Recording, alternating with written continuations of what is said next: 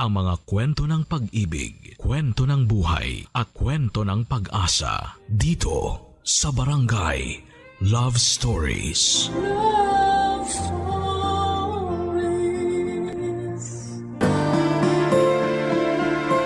Hindi sa lahat ng pagkakataon ay sapat ang pagmamahal para maging masaya ang dalawang puso. Darating ang oras na pipiliin mong maging totoo sa sarili. Kahit may kailangang masaktan. Ikaw, kabarangay, kaya mo bang ipaglaban ang pag-ibig kahit salungat sa mundo? Dear Papa Dudut, hindi ko na maalala kung kailan ako naging avid listener ng inyong programang Barangay Love Stories. Ang alam ko lang po ay nakukumpleto ang araw ko kapag nakakapakinig ako ng kwentong binabasa ninyo. Mga kwento na puno ng aral para sa mga simpleng tao na kagaya ko.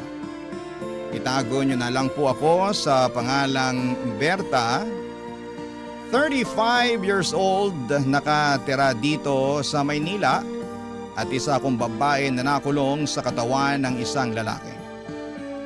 Ang sabi nga nila ay bading, juding, binabae o kung ano pa man ang tawag sa amin. Nasa 20 anyos ako nang makipagsapalaran po ako dito sa Maynila. Tubong Bicol kasi ako na itinakwil ng mga magulang ko nang malaman nila na meron akong tinatagong lihim tungkol sa kasarian ko. Hindi nila ako matanggap at tinawag pa akong salot sa pamilya. Hindi naging madali ang buhay ko sa Maynila noon. Napakadami ko ring pinagdaanan. Nagtrabaho ako sa kung saan saang tindahan, palengke, parlor hanggang sa nakaipon ako at nagkaroon ng sarili kong salon na naging bahay ko na rin. Masasabi ko na maayos naman ang buhay ko hanggang sa makilala ko si Ramon Papa Dudut.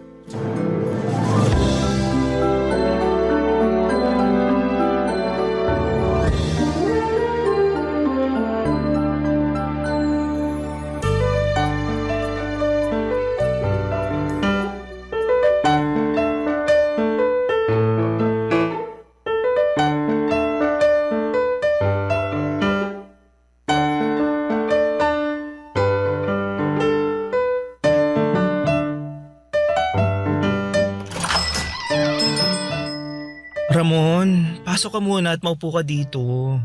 Kukuha lang ako ng yelo para dyan sa pasamo sa mukha. Sige, salamat.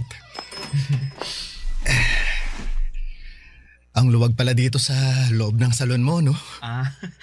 Oo, kasi ito na rin yung bahay ko. Kaya may maliit na rin akong kwarto at kusina dito. Pero alam mo, mabuti na lang talaga at nahabol mo yung bag ko. Hindi naman masyadong malaki ang perang laman nito, pero may dala akong mga importanteng papeles para sa salon ko eh. Ay, mabuti na lang at malakas ka ring sumigaw kaya nakuha mo kaagad yung atensyon ko.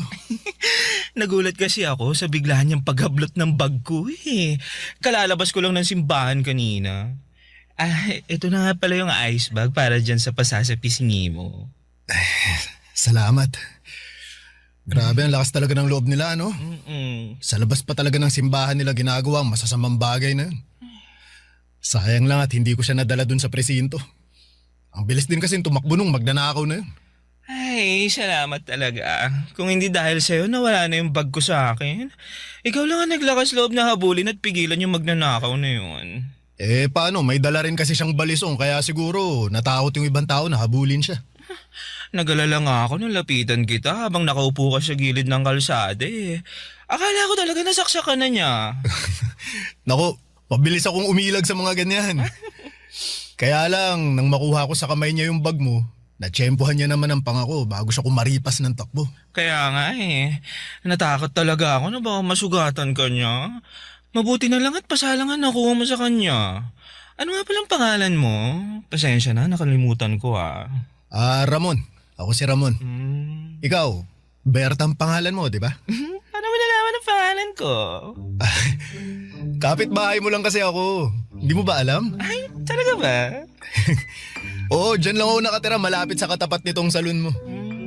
At narinig ko nung isang beses na tinawag ka nilang Berta kaya nalaman ko yung pangalan mo. Madalas nga kitang nakikita na nagkakape sa umaga habang nakasandal sa may gate eh. Tapos napansin ko na nakatulala ka na parang ang lalim ng iniisip mo habang nagkakape. Ang dami mo naman napansin sa akin. Pasensya ka na ha. Mapagmasid lang talaga ako sa mga tao sa paligid ko. Halata nga eh. Kaya nagulat ako, nakilala mo na pala ako. Ilang buwan pa lang ako dito sa lugar natin pero marami na rin akong kakilala. Mukhang ikaw nga yung tipo na pala kaibigan sa tao eh. Naku, hindi naman masyado. Palakaibigan lang din ako tsaka matandain sa mukha at tsaka sa pangalan. Kaya nung malingunan kong ikaw yung sumisigaw kanina, mas lalo akong naglakas loob habulin yung magnanakaw para mabawi yung bag mo. Naalala ko na naman yung paghabol na ginawa mo sa kanya. Ang mabuti pa, ipagtitimpla muna kita ng kape ha at ilalabas ko na rin yung binili kong pandesal kanina. Oy naku, huwag na. Maabahala pa kita. Ikaw nga ito naabala ko kaya hayaan mo na. Ipaghanda kita ng almusal mo.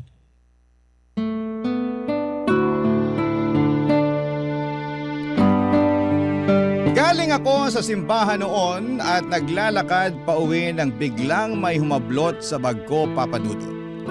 Mabuti na lang talaga at nandun si Ramon at siya ang humabol sa snatcher. Nagawa niyang bawiin ang bag ko pero nasuntok siya sa mukha ng snatcher bago ito tumakbo papalayo. Hindi naman kalakihan ang perang nasa bag ko na yon pero may dala akong papeles. Dahil na may kinalaman sa salon ko. Kaya malaki talaga ang naging pasasalamat ko kay Ramon noon. Mula din ang araw na yon ay naging madalas ang pagbabatian namin ni Ramon. Simpleng tanguan kapag nakakasalubong kami sa labas o batian kapag nagkikita kami sa may simbahan. Magkalapit lang pala kasi kami ng tinitirhan noon. Kaya madalas na nagkikita kami upang lumabas ako na sa sakto namang pauwi siya sa kanila. O kaya ay papasok ng trabaho niya, Papa Dudut.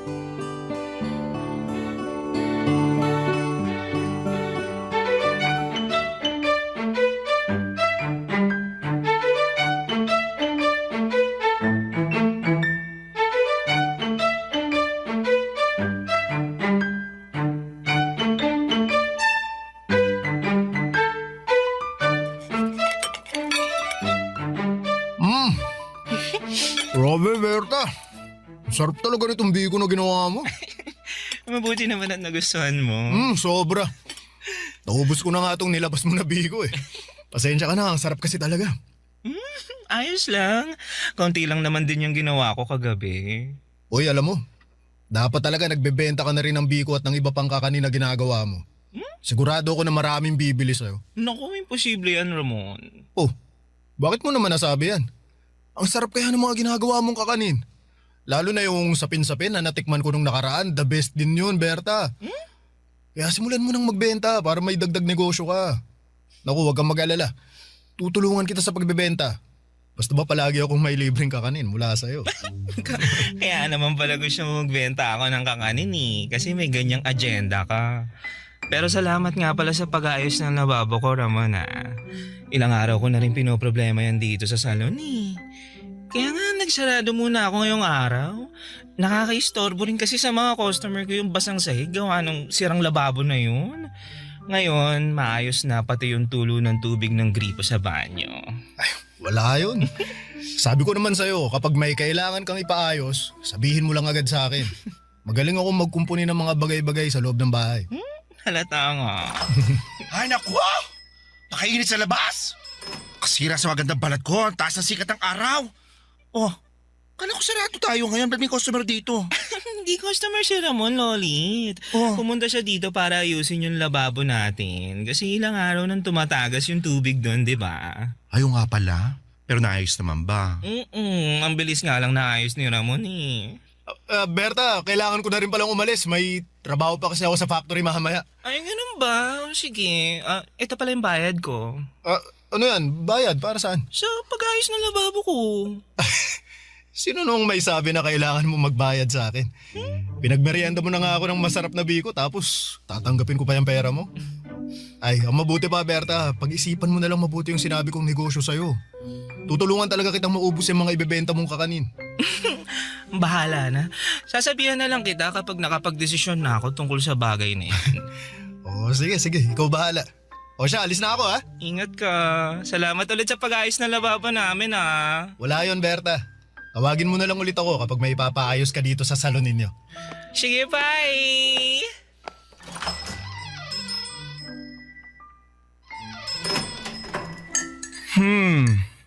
Hindi ko alam na close pala kayo ng poging kapitbahay natin ha. At talagang hindi pa niya tinanggap yung bayad para sa pag-ayos niya sa lababo mo? Mabait lang talaga si Ramon. Okay, mabait lang. Baklang to, sabi mo eh. Lolit, kung ano man yan nasa isip mo, hindi ganyan tao si Ramon. Sana nga, kasi nung huling beses na narinig ko yan, ilang linggo ka lang naman naglupase at nagsara nitong salon natin, di ba?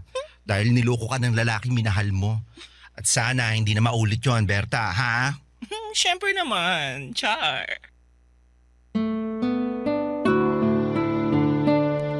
Papadudot, nagkaroon ako ng kasintahan noon bago ko makilala si Ramon. Manuel ang pangalan niya at kagaya ni Ramon ay mas bata siya ng halos 7 taon sa akin. Guwapo, maskulado at nagtatrabaho sa construction. Nang mga panahon na yon ay halos doon na siya tumira sa salon ko. Humihingi ng pamasahe kahit may sarili siyang pera. Kumakain sa bahay ko kahit na wala siyang ambag sa mga ginagastos ko doon. Nangihiram ng pera pero hindi niya naman binabalik o binabayaran sa akin. Ayos lang. Kasi na mga panahon na yon ay mahal na mahal ko siya. Hanggang sa bigla na lamang siyang umalis ng bahay. Kasabay ng paglaho niya ay ang pagkawala ng malaking pera na naipon ko na nakatago sa kwarto na kaming dalawa lamang ang nakakaalam. Nabalitaan ko na lang na umuwi na pala siya ng probinsya niya sa Palawan at may kinakasama ng babae doon. Sobra ko nasaktan kasi akala ko ay minamahal niya ako ng totoo. Pero sa huli ay napagtanto ko na ginagamit niya lang pala ang pagmamahal ko para sa sarili niyang kapakanan noon, Papadudot. Barangay Love Stories. Barangay Love Stories. Papadudot, alam ko naman na nag-aalala lang sa akin ang kaibigan kong si Lolit. Kasi nasaksihan niya kung paano halos mawasak ang mundo ko nang dahil kay Manuel. At ayaw niya lamang na maulit yon. Pero nang mga panahon na yon ay ramdam ko na iba si Manuel. Mabuti siyang tao lalo na nang maging mas malapit pa kami sa isa't isa. Naging regular customer ko na rin siya, Papadudot. Madalas siyang dumadaan sa salon na may dalang mga pagkain mula sa factory nila ng biskwit. Madalas din siyang tumatambay sa salon kapag wala siyang pasok sa trabaho. Nagkakape at nakikipagkwentuhan kapag wala akong customer. Doon namin mas nakilala ang isa't isa. Nalaman ko na taga Bacolod pala siya at wala na siyang tatay at nagtatrabaho siya para sa nanay niya at 5 kapatid niya sa probinsya. Mahigit sa kalahati daw ng sweldo niya ang palagi niyang pinapadala sa nanay niya. Nalaman ko ang hirap ng buhay niya kaya naawa din ako sa kanya. Hanggang isang araw ay nanghiram siya sa akin ng pera. Medyo malaking halaga dahil may sakit daw ang nanay niya at kailangan niyang umuwi ng probinsya. Pinahiram ko naman siya kaya lang ay pagkatapos noon, halos 2 buwan na akong walang naging balita sa kanya. Papadudot.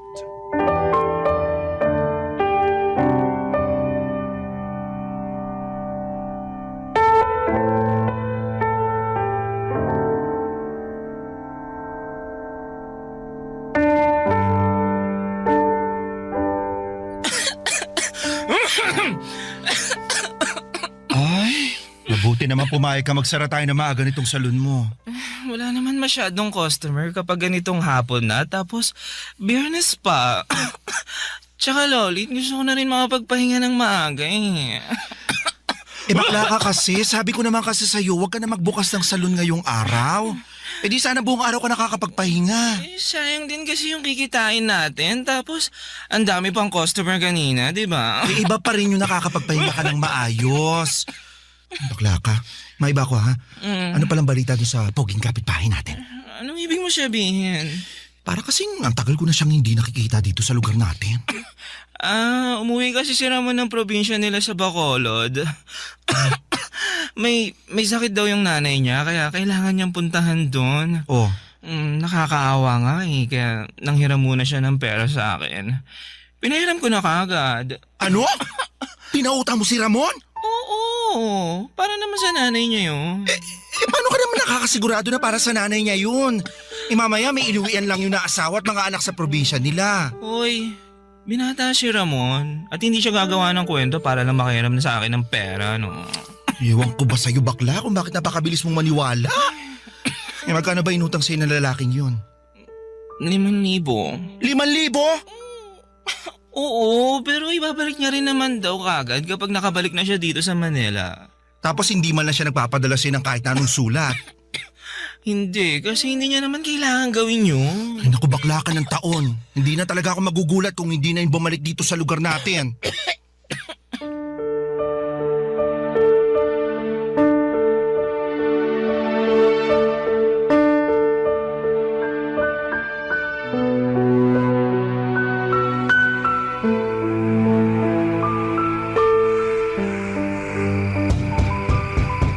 Berta? Gising ka pa ba? Berta? Tao po? Berta? Sino ba yung kumakatok sa pinto ng ganitong oras? Berta? Tao po? Berta? Sandali lang. Kumakatok naman, parang gusto lang gibain yung pinto ko. Ano bang kailangan mo ng ganitong oras? Ramon? Ay, Berta, sa wakas. Akala ko hindi mo na ako pagbubuksan ng pinto eh. Anong ginagawa mo dito? Eto, dinadalaw ka kasi ang tagal nating hindi nagkita. Dala ko na nga pala yung pambayad ko sa hinaram kong pera sa'yo. Ganun ba? Pwede mo naman bukas na lang ibigay yan eh. Kasi gusto ko lang din na makita ka ngayon. Pahawak nga ako ng mga kamay mo. Alam mo, Berta, na-miss kita. Pasensya ka na kung ang tagal kong nawala. Ang dami ko kasing inayos dun sa probinsya. Na-ospital si nanay dahil sa tuberculosis tapos na-dengue pa yung isa kong kapatid. Kaya nung naging maayos na sila, bumalik na ako ng Maynila at ikaw ang kauna-unahan kong pinuntahan. Dala ko pa nga itong mga bagahe ko. Ayos lang. Hindi mo naman kailangan humingi ng pasensya, no? Kasi hindi mo naman obligasyon na ipaalam sa akin yung mga ginagawa mo sa buhay mo. Gusto ko pa rin ipaalam sa'yo ang nangyayari sa buhay ko. Kasi alam mo, sa totoo lang, sa ilang buwan na nalayo ako sa'yo, mas naramdaman ko kung gaano ka ka-espesyal para sa akin.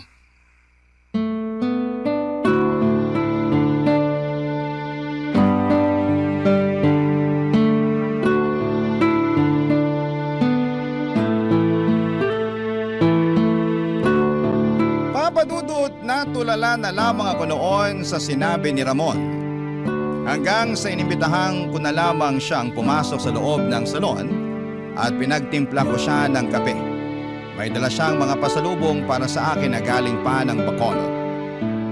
May baon din siyang walang katapusang kwento tungkol sa nanay at mga kapatid niya. Natuwa din ako nang marinig kong sinabi niyang kinukwento niya na rin ako sa nanay niya. Kung paano kami nagkakilala at naging malapit sa isa't isa. Nang gabi na yon, alam kong iba na yung nararamdaman ko para sa kanya, Papadudot. Espesyal na at nagsisimula na rin akong umasa na sana'y ganun din ang nararamdaman niya para sa akin.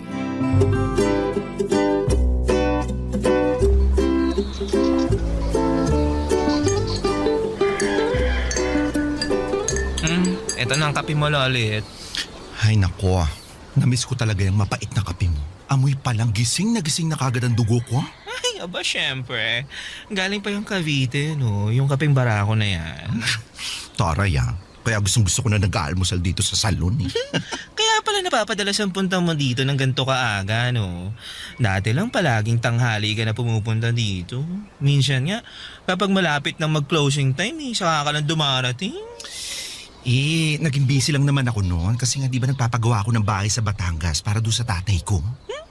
Yung pagpapagawa ba talaga ng bahay ang inaasikaso mo at hindi yung mga lalaki mo? Hoy, Matagal ko nang tinigilan yung mga lalaki na yan na walang ibang ginawa kundi perahan lang tayo.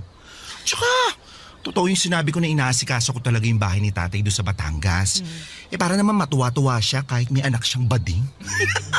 Mabuti nga at nagkaayos na rin kayo ng tatay mo. Maiba tayo, ikaw ba? Anong balita sa inyo ng pamilya mo sa Bicol? Ayun, mukhang galit pa rin sila sa akin hanggang ngayon. Hoy, paano mo naman nasabi yan? Kasi ni isa sa mga sulat ko wala pa silang sinasagot o pinapadala sa akin. Pero ayos lang naman yun kasi tanggap ko naman na kahit kailan di nila ako mabebetaan. Hi Berta, magandang umaga. Hi, good morning din sa'yo, Ramon. Pasensya na kung pumasok na ako kahit may closed sign dun sa pinto Nakita ko kasi nabukas yun kaya hindi na ako kumatok. Ayos lang. Ano bang ate na tangaga bang napadaan dito sa salon ko? Ano kasi, pangumaga kasi ako ngayon sa trabaho at bumili ako ng pandesal na babaunin ko. Naisip ko na bilhan ka na rin kasi alam kong ganitong oras ka nag-aalmusal. Eto. Salamat, Ramon. Tamang-tama, mag-aalmusal pa lang din kami ni Lolit. Sumabay ka na sa amin kumain bago ka pumasok sa trabaho mo. Hindi na, Berta. Dinaan ko lang talaga yung pandesal para sa'yo. Ay, sakto. Gusto ko rin ng pandesal pero para lang pala sa iyan, Berta. Dinagdagan ko yan kaya pwede niyong pagsaluhan. Yun naman pala madami naman pala yan. Kaya sige na, kumuha ka na dyan ng pandesal mo, Lolit. Sige, Berta. Alis na rin ako Baka maliit pa ako sa trabaho Pero maaga naman akong makaka-out mamaya. Hintayin mo na lang din ako para sabay na tayo maghapunan. Sige, ingat ka. Salamat ulit.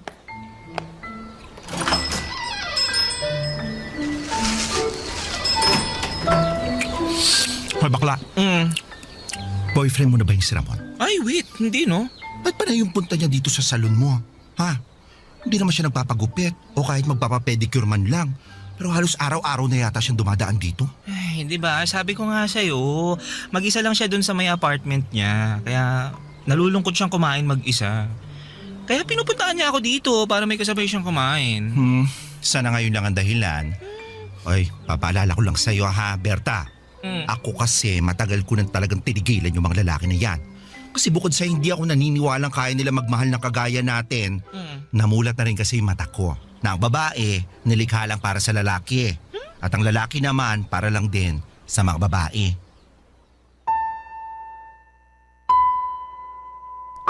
Papadudot nung mangutang sa akin si Ramon at ilang buwan siyang hindi nagparamdam nang umuwi siya sa probinsya, akala ko talaga ay kagaya siya ni Manuel. Ayoko mang aminin kay Lolit noon, alam ko na nararamdaman niyang nasasaktan na ako ng mga oras na yon. Sinisiksik ko kasi talaga sa utak ko na iba siya sa mga naunang lalaki na minahal ko, na pinirahan at sinaktan lamang ako sa huli. At hindi nga ako nagkamali dahil mula nang bumalik siya galing sa probinsya, nag-iba ang estado ng pagiging malapit namin sa isa't isa. Mas naging madalas ang pagdaan o pagpunta niya sa salon. Mas naging madalas ang pagdadala niya ng pagkain sa akin at mas nakilala ko siya dahil sa mga kwento ng buhay niya. At na mga panahon na yon, kahit alam ko ang bagay na pinupunto ng kaibigan kong si Lolit ay hindi ko pa rin napigilan ang sarili ko na mahulog ang loob kay Ramon, Papadudot. Barangay Love Stories. Barangay Love Stories. Papadudot, dahil sa madalas na pagpunta ni Ramon sa salon ay naging paksa na kami ng mga tsismisan sa aming lugar. Ang daming iba't ibang bersyon ng nakarating sa akin. Na magkasintahan na daw kami ni Ramon, na kaya raw siya pumupunta sa salon dahil may nangyayari sa aming dalawa, Papadudot. At sa kanya daw napupunta lahat ng perang kinikita ko sa salon. Minsan naming napag-usapan ni Ramon yon at sinabi niya na wala siyang pakialam sa mga chismis na yon dahil wala namang kaming ginagawang masama. Wala kaming sinasaktan o inaapakan ng ibang tao. Papadudot, sinabi sa akin noon ni Ramon na pupunta ng Maynila ang nanay niya. Ang gusto niyang makilala at gusto niyang makilala ko ito. Kinabahan agad ako nang sabihin niya yon kahit na alam ko na walang dahilan kasi magkaibigan lamang kaming dalawa. Nang dumating ito sa Maynila ay tumira ito sa apartment ni Ramon, sa ilang beses na pag-anyaya ni Ramon sa akin sa apartment niya para makilala ko ang nanay niya, ay may ilang beses din akong gumagawa ng dahilan para hindi pumunta. Hanggang sa tuluyan ko na ngang hindi natanggihan ang pag-anyaya sa akin ni Ramon para makilala ang nanay niya, Papa Dudut.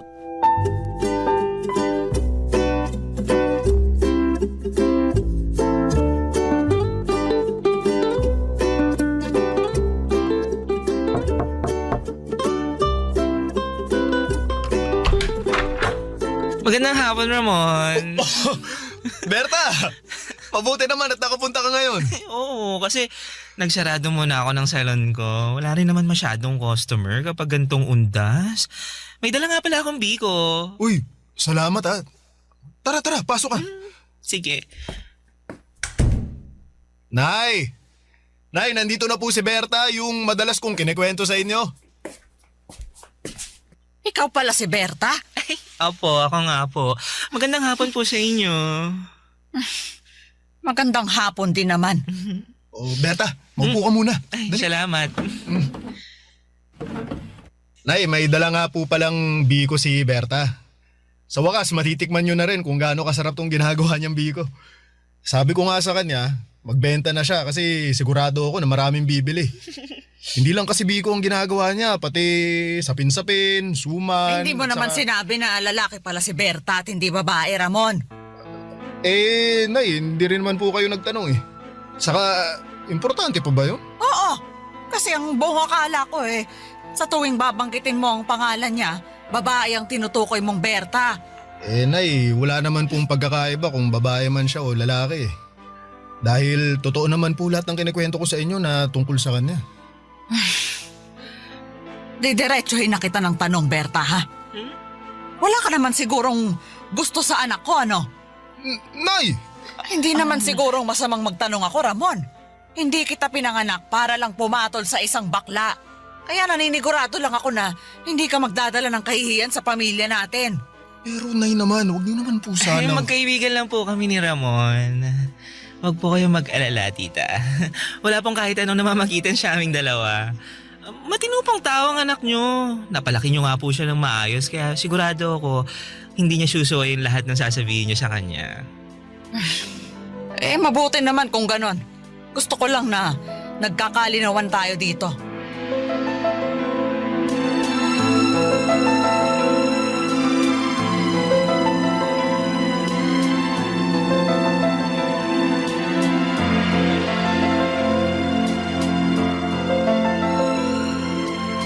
Salamat sa paghatid sa akin, Ramon. Sabi ko naman sa iyo hindi mo na kailangan gawin to. Berta, pasensya ka na dun sa mga sinabi ni nanay kanina. Uy, ano ka ba? Hindi mo kailangan humingi ng pasensya. Naiintindihan ko yung nanay mo. Pero, di ka niya dapat binastos ng ganun eh. Hindi ako binastos ng nanay mo. Nagtanong lang siya at sinagot ko naman yung tanong niya. Tsaka, may punto naman yung mga sinabi niya eh. Iniiwasan niya lang na bigyan mo ng kaihiyan yung pamilya niyo nang dahil lang sa akin. Uy, ano bang sinasabi mong kaiyan, Berta? Walang nakakahiya sa kung ano man ang namamagitan sa ating dalawa. Kahit ano pa man ang sabihin ng ibang tao, wala akong pakialam. Kasi kahit kailan, hindi kita ikakahiya. Hindi ko ikakahiya kung ano man ang nararamdaman ko para sa'yo. Ramon, anong ibig mo sabihin? Berta, alam mo kung anong ibig kong sabihin. Hindi ka manhid para hindi mo maramdaman kung bakit palagi akong pumupunta dun sa salon mo. Kung bakit gusto kong makilala ka ni nanay. At kung bakit gusto kong palagi kang kasama. Berta, gusto kita. Matagal na. At humahanap lang ako ng tiyempo na... Umuwi ka na. Umuwi ka na. Berta, Gusto ko nang magpahinga kaya sige na, umuwi ka na. pero hindi man lang ba natin pag-uusapan yung tungkol sa ating dalawa? Hindi na. Kasi wala tayong dapat na pag-usapan, Ramon. Sige na, umuwi ka na sa bahay niyo. Naghihintay sa'yo nanay mo. Gusto ko na talaga magpahinga kaya please, umuwi ka na.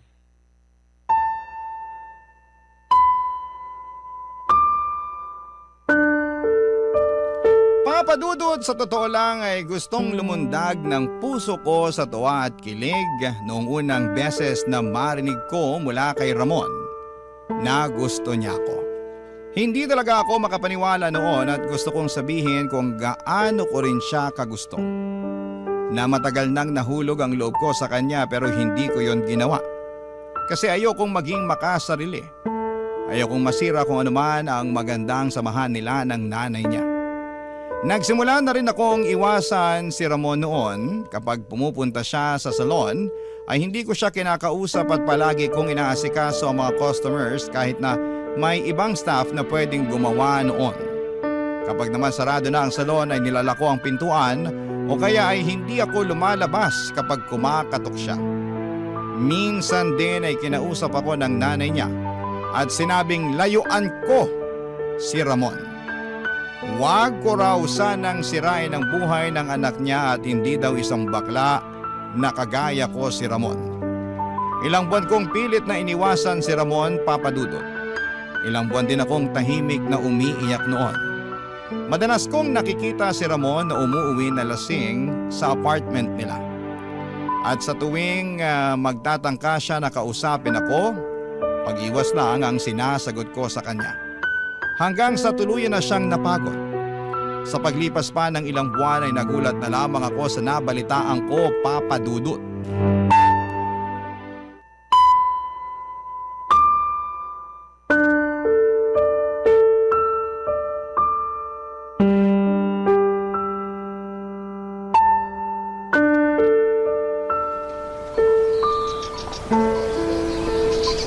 Ano? Nakabuntis si Ramon? Ha? Oo, Berta. Sabi ko na nga ba, hindi yung paalam. Baklang to. Nung isang araw ko lang din nabalitaan na ikakasal na si Ramon kasi nga buntis na raw yung babae. Sumugod daw kasi yung tatay ng babae sa inuupahan ng bahay ni Ramon. Nagkausap sila ni Ramon pati na nung nanay niya. Ayun, nagkasundo sila na... Oy, Berta, umiyak ka ba?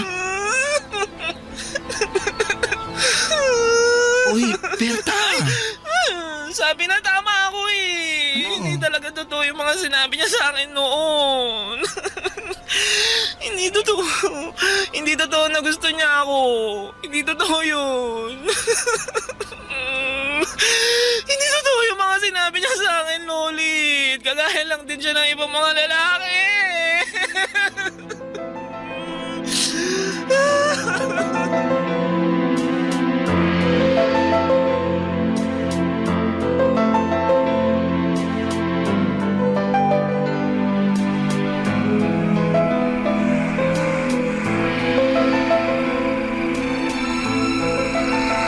Bakit ba ayaw mo maniwala sa akin?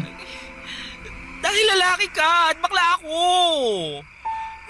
Walang kagaya mo na kayang magmahal sa isang kagaya ko. Pero mahal nga kita, Berta.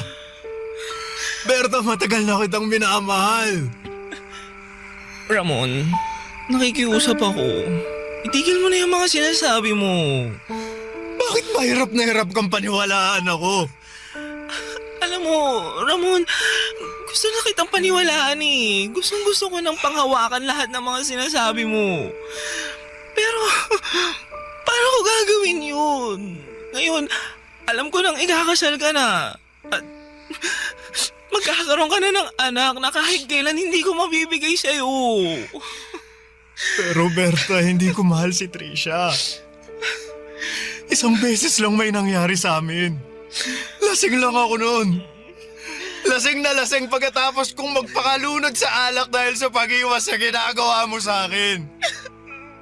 Dahil ayaw mong maniwala na mahal kita. Berta, mahal mo rin naman ako, di ba? Sabihin mo sa akin na mahal mo ako.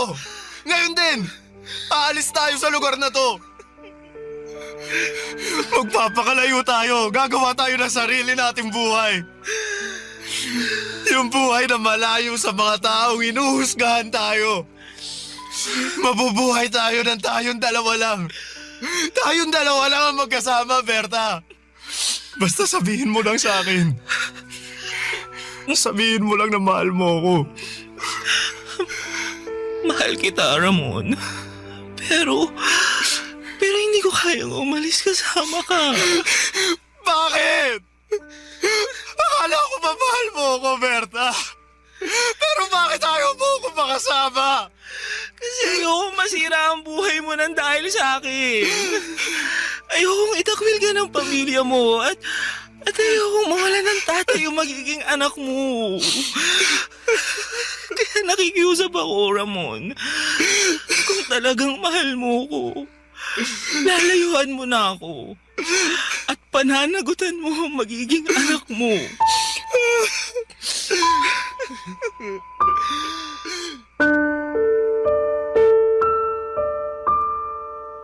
Papadudod, sobrang hirap para sa akin na bitawan ang mga salitang yon.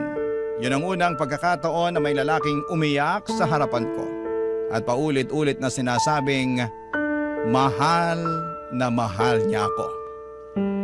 Yung lalaking handang talikuran ang lahat para sa akin. Yung lalaking handa akong ipaglaban hanggang sa dulo. Yung lalaki na hindi ko nagawang piliin at ipaglaban. Natapos ang pag-uusap namin ng gabing yon sa isang mahigpit na iyakapan. At yun din ang huling beses na nagkita at nagkausap kami ni Ramon.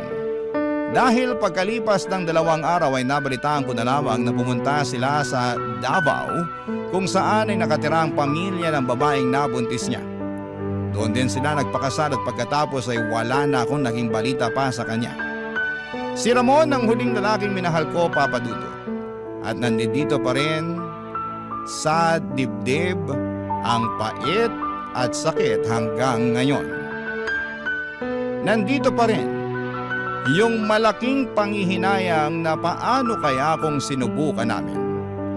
Paano kung naging matapang ako? Paano kung nilaban ko rin siya hanggang sa dulo? Papadudot, dito ko na rin po tinatapos ang sulat ko at sana po ay makapag-iwan ito ng aral kahit papaano sa mga kabarangay natin na nakikinig ngayon. Ang inyong kapuso at kabarangay forever, Berta.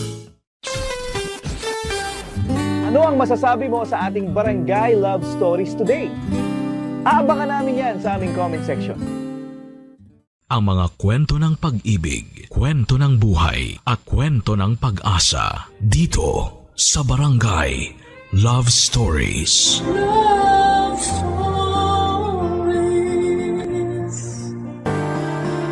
Mayroong tinatawag na pantay na pagtingin.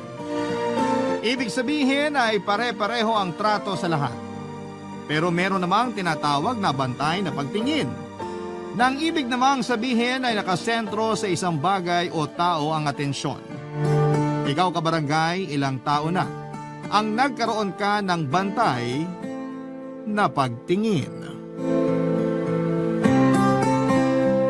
Dear Papa Dudut, isang mapagpalang araw at masaganang araw sa lahat ng mga radio listeners ng Barangay Love Stories.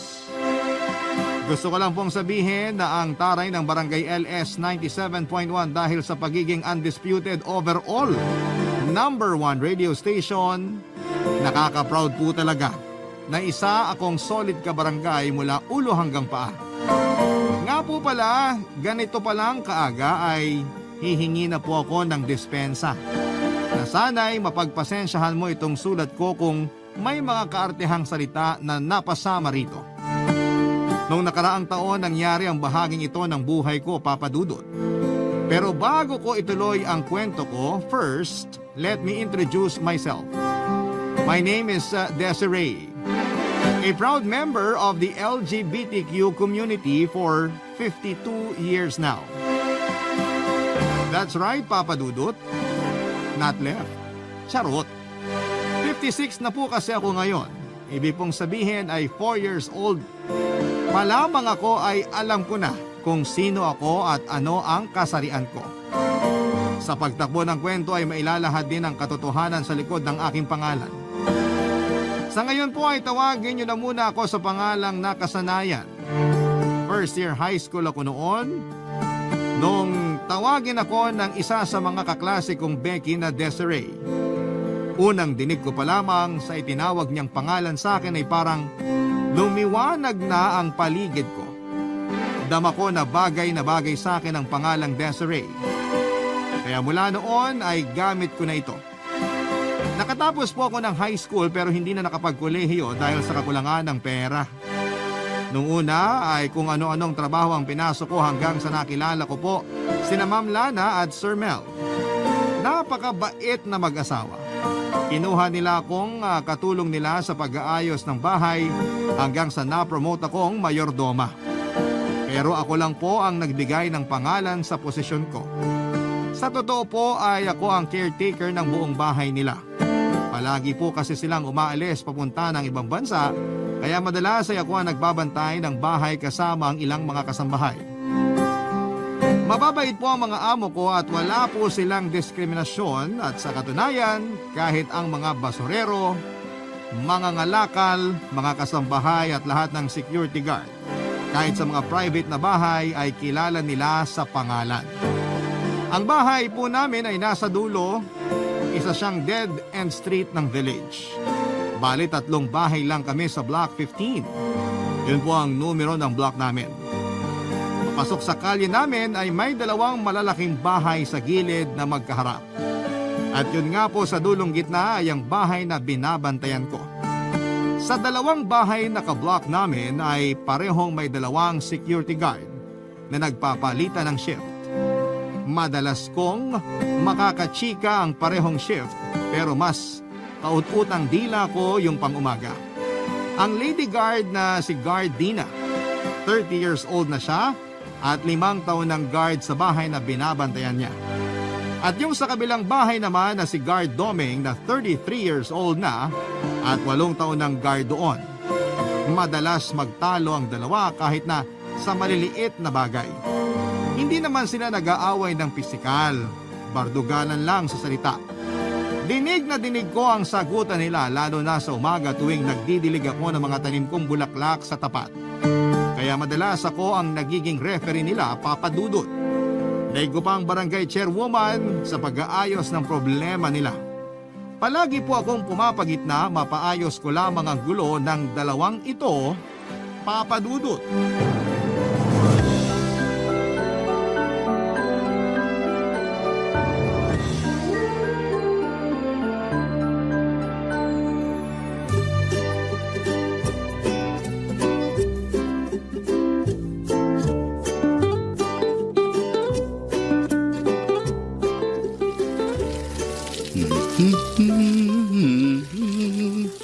Ayan, nakita nyo na ang pagkakapareho natin. Pare-pareho na tayong magaganda. Kaya mas lumago pa kayo ha, at nandito ang inyong Mi para alagaan kayo at diligan. Hindi ako bulaklak, pero para akong bulaklak. Hindi kayo tao, pero para kayong ako. Ano na naman to? Malay ko, lugar mo yan, di ba? Anay, may away na naman? Alisin mo to. Bakit ako? Nakita mo may kali sa pagitan natin. Kaya malayo na sa pwesto ko yan. Hello, ano na naman ang problema? Yang doming na yan eh. Nananahimik ako tapos ako'y tuturo mo? Oh, yun naman pala eh. Nananahimik siya. Alam namang sarili ko ang ituro ko. Bakit hindi? Nananahimik nga ako dito. Oh, for the second time, nananahimik daw siya. Huwag kang magpapaniwala sa sinungaling na yan. Ako pa talaga ang sinungaling. Sino kaya gumagawa ng kwento? Gumagawa ka ng kwento, Dina? Balak mo bang maglathala ng libro? Ewan ko dyan sa sinungaling na yan kung ano-anong sinasabi. Sino ba ang madaldal? Nananahimik nga ako. Oh, 3 beses niya nang sinasabi. Nananahimik siya. Konti na lang patatahimikin ko na talaga yan. Oh, nadinig mo ha? Pinagbabantaan ako. Gusto niya ako ipatumba. Oo nga, Dina. Masamang magbanta. Anong ipatumba? Ititape ko lang yung bunganga mo para manahimik ka. Mas kailangan mo yata. Sandali. Wala na namang mangyayari kung magpapataasan na naman kayo. Simulan natin sa umpisa. May basura sa tapat namin. At ako daw ang naglagay. Bakit niya naman ilalagay yun? Kasi nga masama ang ugali niya. Sino mas masama ugali? Yung pinagbibintangan o yung nagbibintang ng walang pruweba? Correct. Ano wala? Ayan nga oh. Nakita mo ba nga ako naglagay? Oo nga. Hindi. O, kita mo? Hindi mo naman pala nakita eh. Desiree, kung nakita ko, sa palagay mo ba ilalagay pa niya yan dyan? Syempre hindi na kasi aawayin ko na siya agad-agad. May point ka. Ayan oh, may CCTV kayo. Bakit hindi mo muna i-preview? Ay, oo nga. Si Ryan, Sira! huwag ka maingay. Sige, pagsigawan mo pa sa mga magnanakaw. Maglalagay kayo ng CCTV tapos sira. Mabuti nga kami meron kahit sira. Kayo, wala. Sigurado ka? Bakit? Meron ba kayong CCTV? Meron! Nasaan? Maniwala ka dyan. Ayun, nakikita nyo ba yung itim na yon na parang ilaw? CCTV yon. Talaga? O kung may CCTV pala kayo, bakit hindi mo pa ipakita para malaman natin kung inilagay mo talaga yung basura sa tapat namin? Nung nagsimula ka na magbunga nga, sinilip ko na at alam ko na kung sino naglagay. Sino? Wala! Wala? Sira ulo ka pala eh. Ayan nga eh. Tapos sasabihin mo wala. Walang naglagay pero may nakahulog. Yung karelyebo mo, gamit niya yan. Kaya kung ako sa'yo, pulutin mo na bago pang makuha ng iba. Nakakaloka? Hindi basura yan? Hindi! Sira ka pala talaga eh. Bakit hindi mo agad sinabi? Paano ko sasabihin? Nagbunga nga ka na kagad dyan. O ayan, nasolve na ang misteryo. So bati na kayo. Kadiri. Wow! Parang ang ganda mo ah! Sa totoo lang, maganda naman talaga si Gardina. At gwapo ka din naman, Gardomeng. Anong ibig sabihin nun? Baka alis na nga dito. Papa Dudut, ganun pala ang ginawa ko. Siyempre, wala akong kinakampihan pero pareho ko silang sinang-ayunan. Patas ako sa kanilang dalawa, pag nagsisimula na ang bangayan ay pipilitin kong huminahon sila. Pero kapag tumaas na ang tensyon ay saka ko sinisimula na tuksuhin sila sa isa't isa. At mabilis pa sa 4:00 ay tumitigil sila. Sa totoo lang, maski ako ay nagtataka sa away nung dalawa. Parang ang dating sa akin ay magkakilala na sila nung unang buhay nila. Tapos ay magkaaway na sila noon pa. Feeling ko lang naman po yun, Papa Dudut, kasi kasimple-simpleng bagay na madadaan naman sa tanungan sinisimula na kaagad sa galit. Yung mga karelyebo nila sa gabi ay maayos naman. May mga pagkakataon na naglalabas kami ng mesa na ipopwesto namin sa gitna ng kalsada na tapat na mga bahay na binabantayan namin, tapos ay nagkakape kami. Magkwekwentuhan hanggang sa antukin ako. Take note, Papa Dudut, nagkape kami pero inaantok ako. Pero ang point ko lang ay napaka-harmonious ng samahan ng night shift na guards na sina Ferdy at Ana. Bale, babae rin po ang karelyebo ni Dina, si Ana. Mas gusto kasi ng mga amo nila na babae ang bantay nila, mas kampante raw sila. Babalik naman tayo, Papa Dudut, sa kung gaano ka-harmonious ang turingan ni na Ferdy at Ana. Sa mga pagkakataon na magbabanyo ang isa sa kanila ay binibigyan nila ng pabor ang isa't isa. Nagbabantayan sila ng pwesto. Nakabantay ang isa habang nagbabanyo yung isa. Ganon ang gabi sa block namin. Pero iba na ang usapan kapag umaga. Kaya naisip ko na bakit hindi ko gawin yon sa umaga. Maglabas ako sa gitna ng mesa at imbes na magkape ay kakain kami. Papa Dudut.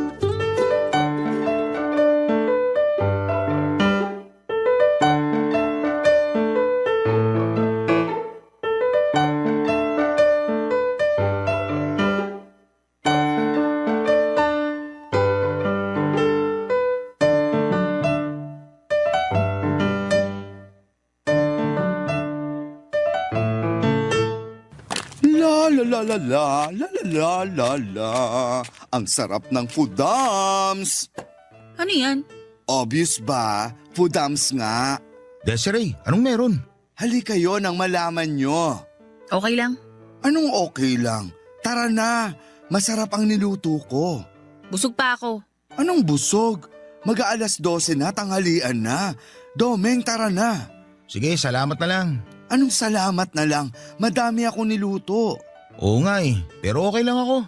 Ano to? Ako lang ang kakain ng hinanda ko. Birthday ko tapos ayaw niyo akong samahan.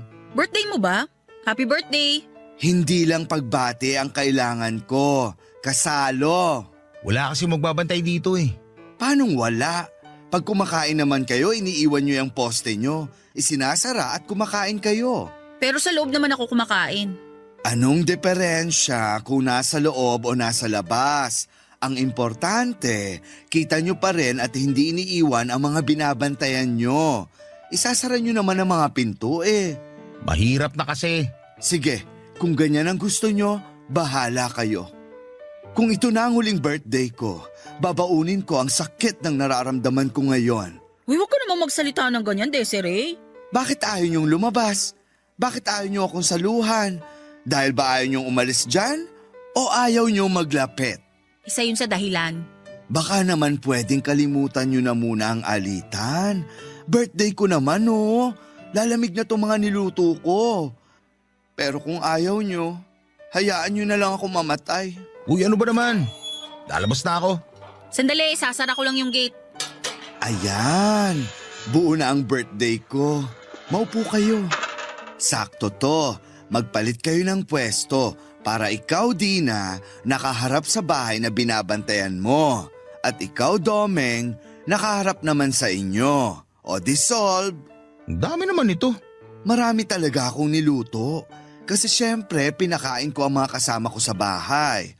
Nagpadala na rin ako sa mga kasambahay sa inyo. Yun ba yung bitbit ni Kokoy kanina?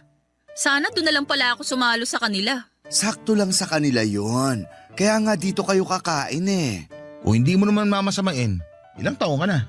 Kumbaga sa bingo, ang edad ko ay 2 buntis. Hindi ko makuha.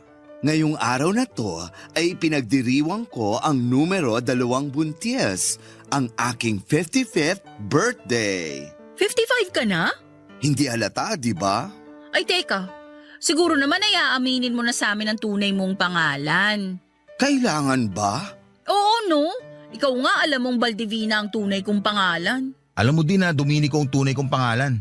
O siya, 3 lang naman tayo eh. Hindi naman nalalayo sa Desiree ang tunay kong pangalan. Disero? Ang bantot ha? Darius. Hindi no? Ano? Diosdado. Layo! Anong ang layo?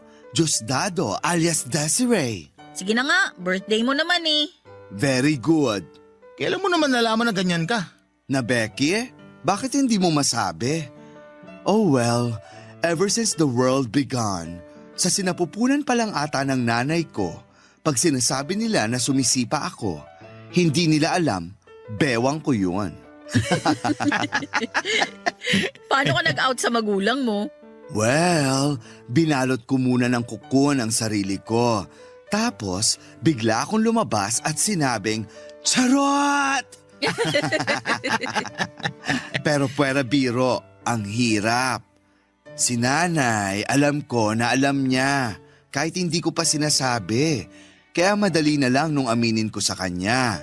Pero kay tatay ako nahihirapan. Anong ginawa mo? Una sabi ko, magpapatato ako. Tapos sabi ni tatay, ayaw niya daw sana. Kaso kung gusto ko, wala raw siyang magagawa. Tinanong ako ni tatay kung ano raw ba ang gusto kong tato. Agila daw ba? Lawin? Ahas? Ano sabi mo? Sabi ko, Tay, magpapatato ako ng kilay. Papadudot sa unang pagkakataon ay napagkasundo ko ang dalawa para silang mga talk show host at ako ang guest. Ang dami nilang tanong at syempre sinagot ko ng bonggang-bongga. Totoo ang mga sinagot ko pero hinahaluan ko ng joke para magaan naman ang usapan.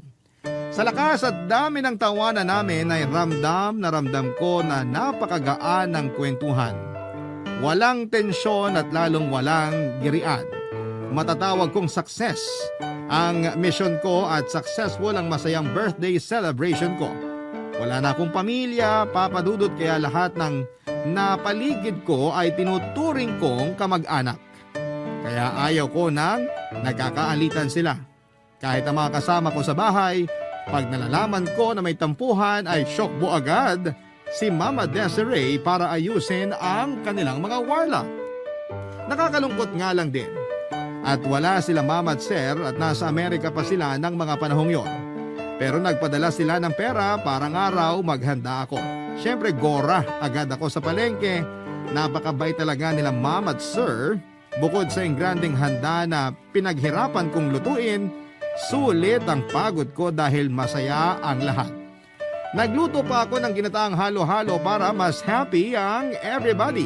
Siyempre nagtira ako para sa 2 night shift ng guards at masaya rin kaming kumain ng hapunan. Pero ang highlight talaga ng birthday ko ay yung pagkakasundo ni Dina at Domeng. Natulog ako ng masaya at nagising ng masaya.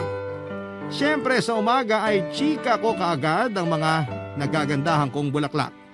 Masaya ang usapan namin ng mga bulaklak ko nang may biglang umalingaw-ngaw sa block number 15. Barangay Love Stories. Barangay Love Stories. Papa Dudu Truth Salad ang hinala ninyong lahat. Nag-aaway na naman sina Dina at Domeng. Agad kong nilapitan at hindi ko muna inalamang dahilan ng alitan. Tinanong ko muna kung bakit nag-aaway na naman sila. Samantalang ang saya-saya na namin nung tanghali the day before. Inamin nila na nagtinginan pala sila at nagkasundo sa pamagitan ng senyasan na magsi-ceasefire muna sila para lang sa birthday ko. Muntik akong mahilo sa mga nalaman ko. Wala na akong maisip na panakot sa kanila kasi tapos na nga ang birthday ko. Hindi ko na sila makokonsensya. Napakababaw na naman ang pinagmula ng alitan ng dalawa. Si Domeng pala ay hindi aware na tapos na ang ceasefire kaya nagtanong ito kay Dina kung bakit hindi pa ito nag-aasawa. Isang topic pala yon na kinakasuklaman ni Dina dahil ilang beses siyang natatanong at kinukulit sa mga reunion ng pamilya tungkol sa topic na yon. Kaya ayon, biglang uminit ang ulo ni Dina at nabungangaan agad si Domeng. Dahil nga sa galit ay walang preno na ang bunganga ni Dina, kaya ang dami na namang masasakit na salitang nasabi kay Domeng na siyempre kinagalit din noong tao. Nagpatuloy nga ang gyera, hirap na hirap akong umawat at walang nagpapatalo. Kaya ang ginawa ko, kay Dina na ako nag-concentrate. Binilungan ko na lamang siya at sinabihang mag-usap kami ng masinsinan. May respeto pa rin sa akin si Dina kasi nakinig siya. At nag-usap kami sa tapat ng bahay na binabantayan niya, Papa Dudut.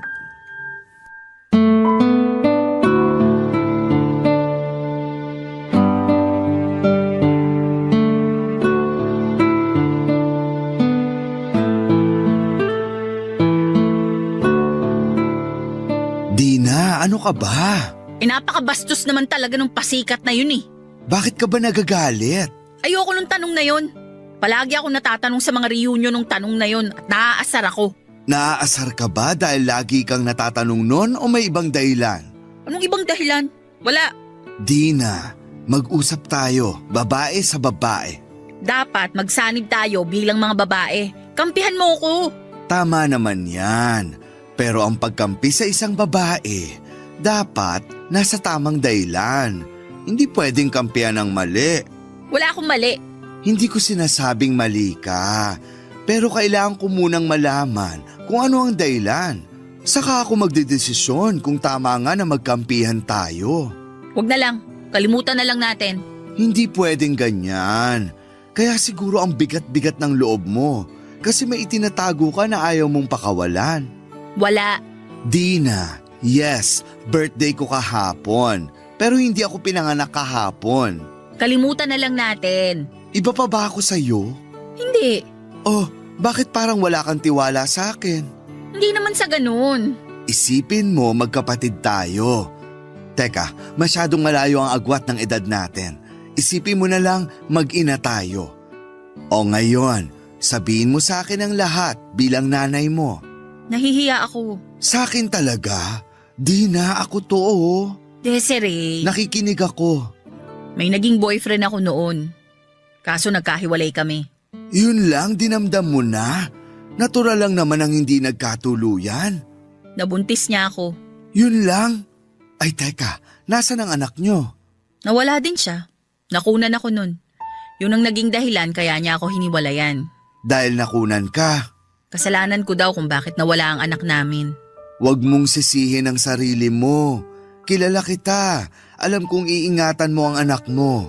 Kaso hindi siya ganun mag-isip. Kung ano-anong ibinintang niya sa akin.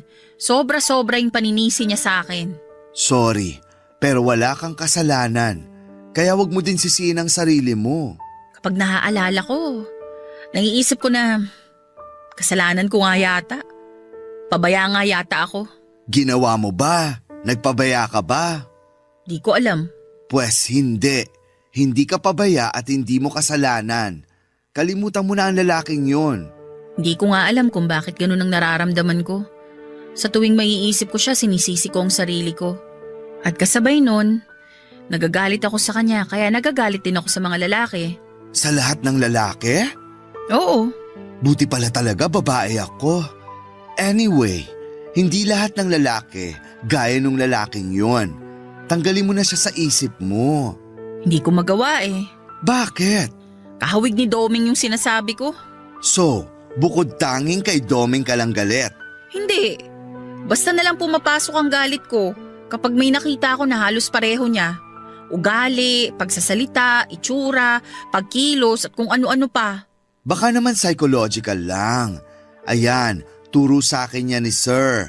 Baka daw nasa isip ko lang na akala ko totoo. Pero hindi naman talaga. Dapat daw paglabanan yun. Paano? Ayan si Domeng. Pag nakaharap mo, paglabanan mo ang galit mo sa kanya. Hanapin mo yung kabutihan niya. Susubukan ko. Gawin mo. Pero hindi naman siguro ganun kabilis. Simulan mo sa wala kang sasabing masama sa kanya. Sige, Promise? promise. Good. Dahil dyan, may aaminin ako. Ha? Ano? Hindi ba nangako ako na ako ang bahala sa lunch nyo? Oo, Aaminin ko na. Ininit ko lang yung kahapon. nakakainis naman to. Akala ko kung ano na. Okay lang yun. Papa Dudut, madali naman palang kausap si Dina. Kinabukasan ay gumising ako ng maaga bago ang palitan ng gwardya. Maaga pa lang ay kinausap ko na ang mga tanim kong bulaklak para ma-witness ko ang mga magaganap kung sakasakali. Nakita ko na tahimik si Dina at hindi siya nagsimula ng anumang pwedeng pagsimula ng away. Naghintay pa ako ng konti, wala talaga, tahimik lang ang peg niya. Napakasaya ko noong makita kong payapa silang dalawa ni Domeng. Isip-isip ko at least ay kahit na hindi pa sila close, ay hindi naman sila magkaaway. Pinalakpakan ko ng mahina ang sarili ko. Pero ang hindi ko alam ay ang tumatakbo naman sa isipan ni Domeng. Papadudot dahil sa sobrang tahimik ni Dina ay nagdududa na pala si Domeng na may gagawing mas kahindig-hindig si Dina. Ganon daw kasi pag tahimik ang kalaban, may pinaplanong mas bonggang mga pasabog. Kaya sa gitna ng mga ngiti ko ay bigla kong nadinig si Domeng na sinabihan si Dina na hindi raw siya maluloko. Radar daw kasi agad ni Domeng na may maitim na balak si Dina sa kanya.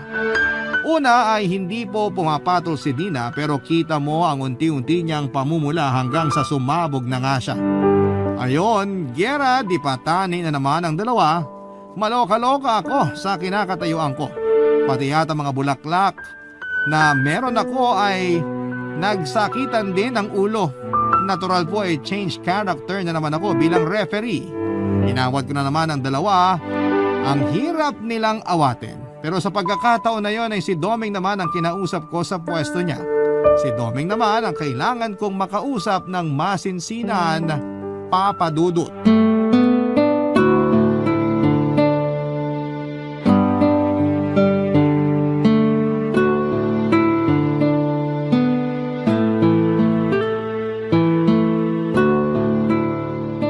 Domeng, huminahon ka nga. Paano ka naman hihinahon sa babaeng yun? Wala naman siyang ginagawa. Tahimik nga siya. Kasi nga may maitim na balak na naman. Sinisetap lang ako nun. Hindi totoo yan. Naku Desiree, kilala mo naman yung si Dina. Oo, pero nag-usap na kami. Ano na naman ang masasamang sinabi nun tukol sa akin? Praning ka naman masyado. Wala siyang sinasabi. We, Oo, meron siyang sinabi. Pero hindi naman masama. we, O sige, may sinabi siyang masama pero hindi naman ganun kasama. kita mo na? Kasi magkaaway pa kayo noon. Hanggang ngayon pa din naman eh. Oo, kasi sinimulan mo na naman. Bakit ako? Bakit parang ako mali dito? Domeng, kahit ipagtanong mo pa sa ibang witnesses, sasabihin nilang ikaw ang nagsimula ng gulo. Sino witnesses? Ang mga bulaklak ko. Desiree naman eh, puro kalokohan eh. Hoy, hindi kalokohan yon no? Nakakausap ko talaga ang mga bulaklak ko. Ikaw yun, pero hindi kami. Ano bang sinasabi mo? May sarili akong mundo. Hindi. Ang sinasabi ko, may tama ka. Ay, sobra siya. Biro lang. Kasi naman seryoso ko. Tapos ang witness mo, bulaklak. O siya, kung ayaw mong maniwala sa mga bulaklak ko, nakita ko pa din ang lahat. At sa pagkakataon na ito, kahit walang ginagawa si Dina, ikaw ang nagsimula ng gulo. Kasi nga… Hindi matatapos to kung gagawa ka ng gagawa ng lusot. Ngayon, paki-explain please kung bakit gano'n na lang ang galit mo kay Dina. Mahabang kwento. Kahit simulan mo sa 1885, makikinig ako. Mahirap ipaliwanag eh. Pwede ba yun? Ikwento mo ng buo at siguradong hindi mahirap intindihin yun. Hindi naman ako galit kay Dina. Eh ano, patola ka lang. Anong patola? Palapatol. Hindi naman. Nag-iingat lang ako. Tulad mo, mabait din naman si Dina. Ilang taon na kayong nagtatrabaho dito. Halos sabay kayo napasok sa trabaho dito, hindi ba? Sa tinagal-tagal na magkasama kayo, hindi kayo nagkasundo. Maliit na bagay lumalaki. Konting gusot pinaparami nyo. Ganun ba kami? Kita mo, hindi nyo na namamalaya na ganun kayo. So kung hindi ka galit kay Dina, bakit hindi kayo magkasundo? Hindi ako galit kay Dina. Galit ako sa mga babae. OML, mas malawak ang hugot. Kung malalaman mo, maiintindihan mo. Hindi ko maiintindihan. Kita mo na? Hindi ko maiintindihan hanggat hindi mo ikinikwento. Tama na ang pasakalye. Bakit nga ba? May babae dati na nambubuli sa akin. Pero dahil babae siya, hindi ko nalang pinansin. Natatawa na nga lang ako kasi wala namang naniniwala sa mga paninira niya. Dahil lang dun? Hindi pa ako tapos. Ay sorry, sige, continue. Minsan niloko ako ng babaeng yun. Sinabi niya na may trabaho daw siyang may aalok. Akala ko nakikipag-ayos na siya kaya tutulong. Pero seta pala ang ginawa niya. Nung nandun na ako, wala palang trabaho. Nagulat ako, bigla niyang ginulo ang buhok niya at pinunit ang damit niya at sumigaw ng rape. Oh my! Tapos may mga tanod nang dumating hanggang sa pinadala ako sa presinto. Mabuti na lang at may CCTV dun sa lugar at nakita ng lahat na walang nangyaring rape. Ayun, siya ang hinuli, kinulong at pinagmulta para sa danyo sa akin. Ay, salamat at nagkaganon. Pero teka, nahuli naman pala yung babae. Bakit nagtuloy ang galit mo sa lahat ng babae? Ewan, parang kapag may mga kakaibang kilo sila, naiisip ko na may balak silang masama. Domeng, hindi lahat ng babae ganun. Pakawalan mo na yung bit-bit mong yan para gumaan na ang loob mo. Simulan mo sa pakikipag-ayos kay Dina. Hindi pa siguro ngayon. Kukuha na lang ako ng tamang pagkakataon. Salamat, Desiree. Ano ba? Pamilya na tayo dito. Kaya gusto ko magkakasundo tayong lahat. Oo, salamat. Papadudot madali din kausap si Domeng. Kasi sinunod niya ang pakiusap ko sa kanya na huwag na lamang pansinin si Dina. Umasa ako na sana'y walang pangit na kasunod ang hindi nila pagpapansinan. Pero sa totoo lang ang tahimik na mga tapat namin kasi walang away. Kaso nga'y parang mga multo ang turing nila sa isa't isa. Pakiramdam ko ay parang akong isang makapangyarihang engkantada kasi nga dahil hindi nila pinapansin ang isa't isa. Ako lang ang nakikita nila pag kinakausap ko sila. Pero para sa akin mas maayos na talaga ang ganon. Paminsan-minsan ay sinusumbong ako ng pagkapilya ko kaya tinutokso ko sila na bagay silang dalawa na maging magjowa. Bakit po hindi, di ba? Dalaga itong si Dina at binata naman itong si Domeng. At tuwing tinititigan ko sila ay para sa mga mata ko ay bagay talaga silang dalawa. Hindi ko alam kung anong dahilan pero yon ang tingin ko. Kapag tinutokso ko sila ay hindi sila nagkikibuan pero nakikita ko ang mga tagungiti sa mga labi nila. Para bang may konting kilig silang nararamdaman. Dahil sa mga naoobserbahan ko ay nabuo ang isang napakagandang ideya. Papadudot. Kaya naman nakapag-decide ako ng mga oras na yon na subukang maging matchmaker. Love Stories. Barangay Love Stories. Papadudot kahit busy ako ay talagang nag-extra effort ako para maging malinis ang aking pinaplano. Unang plano ko ay ang mapagaan ng damdamin nila sa isa't isa. Kaya bumibili ako ng bulaklak at pasimpleng ibinibigay kay Dina. Sinabi ko na pinabibigay yon ni Domeng, hindi siya nagagalit pero hindi rin nagsasalita. Tinatanggap niya lamang. Ganon din kay Domeng, minsan ay bibili ako ng kape para ibigay sa kanya na kunwari ipinabibigay ni Dina. Ganon din, tinatanggap niya pero walang sinasabi. Ang ikalawang plano ko ay ang kuntsabahin ng mga night shift na gwardya para isang gabi ay mapigilan nila sandali sina Dina at Domeng na huwag agad umalis sa binabantayang mga bahay. Pinakausap ko sa mga night shift ang dalawa para may time ako na maghanda sa labas, sa gitna ng kalye, sa tapat ng mga bahay na binabantayan namin. Mabuti na lang at meron kami sa bahay ng kandila na di kuryente. Hinaram ko muna sa altar namin. Ibinalik ko rin naman ng maayos pagkatapos magamit. Malakas kasi ang hangin, mamamatay ang apoy pag totoong kandila ang ginamit ko. Yun nga lang ang haba ng extension na kinailangang gamitin. Pero ang ganda naman ang kinalabasan. Siyempre, ang special attraction sa ganap na yon ay ang mga luto ko. Nung i-chat ko ang mga night shift guard na handa na ang lahat ay sa kanila tinapos ang kunwaring pakikipagkwentuhan para lumabas na ng bahay sina Dina at Domeng. Papadudot ang galing ng timing kasi sabay na sabay silang lumabas ng bahay. Siyempre na-shock sila. Bukod sa nagliwanag ang ganda ko ay na-shock sila sa mesa sa gitna ng block namin. Saka ko sila tinawag.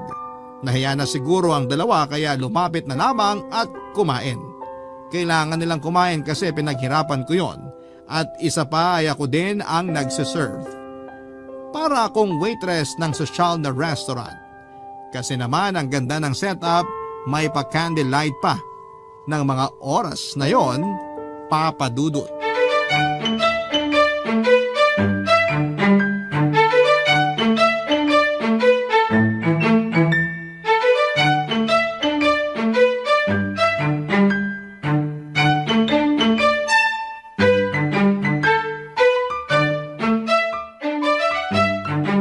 Welcome to Block 15 Restaurant.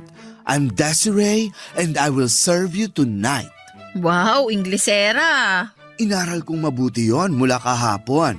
Please have a seat. Sandali, bakit kami uupo? Oo nga, nasan yung kadate mo? Kaloka, wala akong kadate. Huwag niyo na ngang ipaalala na sasaktan lang ako. Ay, sorry. Para kanino tong setup? Obvious ba? Para sa inyong dalawa. Sa amin? Plangak! Domeng, pakihila ang upuan ni Dina. Ha? Saan ko dadalhin? Kaloka talaga. Ibig kong sabihin, paupuin mo na si Dina. Alalayan mo ang silya. Wag na. Kaya ko naman. Shh! Ako ang server, kaya makinig kayo. Go, Domeng! Salamat. Walang anuman. Wala pong champagne, kaya white wine na lang. Naku, sandali. Bawal yan. Ano bang bawal? Tapos na ang duty nyo. Saka hindi naman tayo magpapakalasing. Kung sa bagay. O sige, pahingi.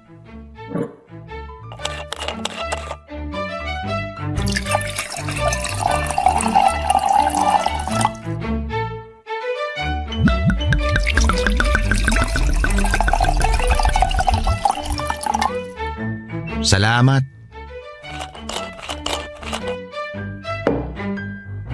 Eto po ang dinner nyo. Doon lang po ako sa gilid. Tawagin nyo lang po ako pag may kailangan. Salamat. Ang ganda naman itong ginawa ni Desiree. Ngayon lang ako nakaranas ng ganito. Ako din eh. Salamat ha. Nako, wala akong alam dito. Si Desiree lang ang may gawa nito lahat. Ganun ba? Akala ko nga din may alam ka dito eh. Oh, wala akong ibang ibig sabihin ha. Akala ko lang naman. Okay lang. Pareho lang naman tayo ng akala. Kain na tayo. Gutom na ako eh. Oo nga, ako din eh. Ano ba to? Tanggalin ko na nga tong takip. Wow! May soup, may liempo, may gulay. Baka makailang rice ako ah. Ako din. Woo! Come on! Si Desiree pumapalakpak pa. Oo nga eh, baka may kalapate. Salamat pala ah. Bakit ikaw ang nagpapasalamat? Dapat ako. Saan ka naman nagpapasalamat? Sa mga bulaklak na binibigay mo. Bulaklak? Oo. Sandali. Ikaw ba nagpapadala ng mga kape sa akin? Anong kape? Kung ganun, hindi ko nagpapadala ng kape. Teka, ibig sabihin hindi din ikaw ang nagbibigay ng bulaklak? Hindi. Bakit naman ako magpapadala ng bulaklak sa'yo? Bakit din ako magbibigay ng kape? Ano ako, nasisiraan ng ulo? Ano din ako? Nababaliw? Talaga? Ay! Ano nangyari? Kanino galing yung mga bulaklak na inaabot mo sa akin? Yung mga kape, sino bumibili? Ha? Ako? Nakakainis ka! Makauwi na nga! Uuwi na din ako. Sandali! Papa Dudut, pumalpak ang plano ko at pati ako ay nadamay na po sa away nung dalawa. Kasi kinabukasan ay nagbalik sila sa dati. Yung talagang dati na konting kibot, may nasasabi sila sa isa't isa. Siyempre, ang sitahan nila ay sa away lagi napupunta. Kaso tuwing referee mode na sana ako para umawa at palapit pa lamang ako, ay sinasabihan na nila akong huwag makialam sa away nila. Napapahiya ako sa sarili ko tuwing nangyayari yon. Umuuwi na lamang ako sa bahay pagkatapos nila akong itaboy. Isang umaga nag-away na naman ang dalawa. As usual, itinaboy na naman nila ako at pag-uwi ko sa bahay, pakaramdam ko ay wala akong makausap.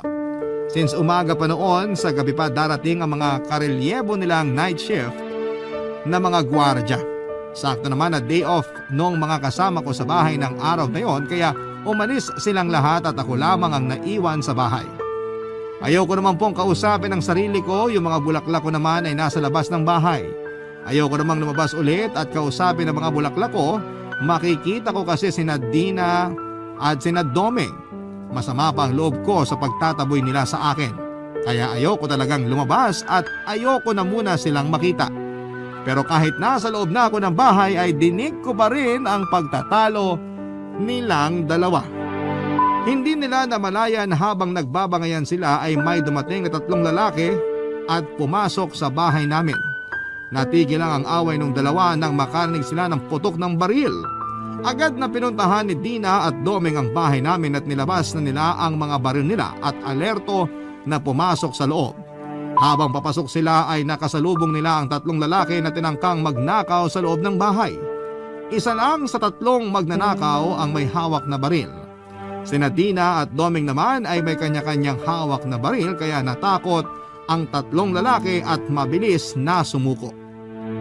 May tig-isang poses din sina Dina at Domeng kaya pinosas nila sa isang poste ang 3 lalaki. Habang nakaposas ang mga ito ay tatawag ng pulis si Domeng. Nagsabi naman si Dina na papasok sa bahay namin. Ilang sandali lang mula sa loob ng bahay ay narinig ni Domeng ang malakas na pagsigaw ni Dina Papadudut.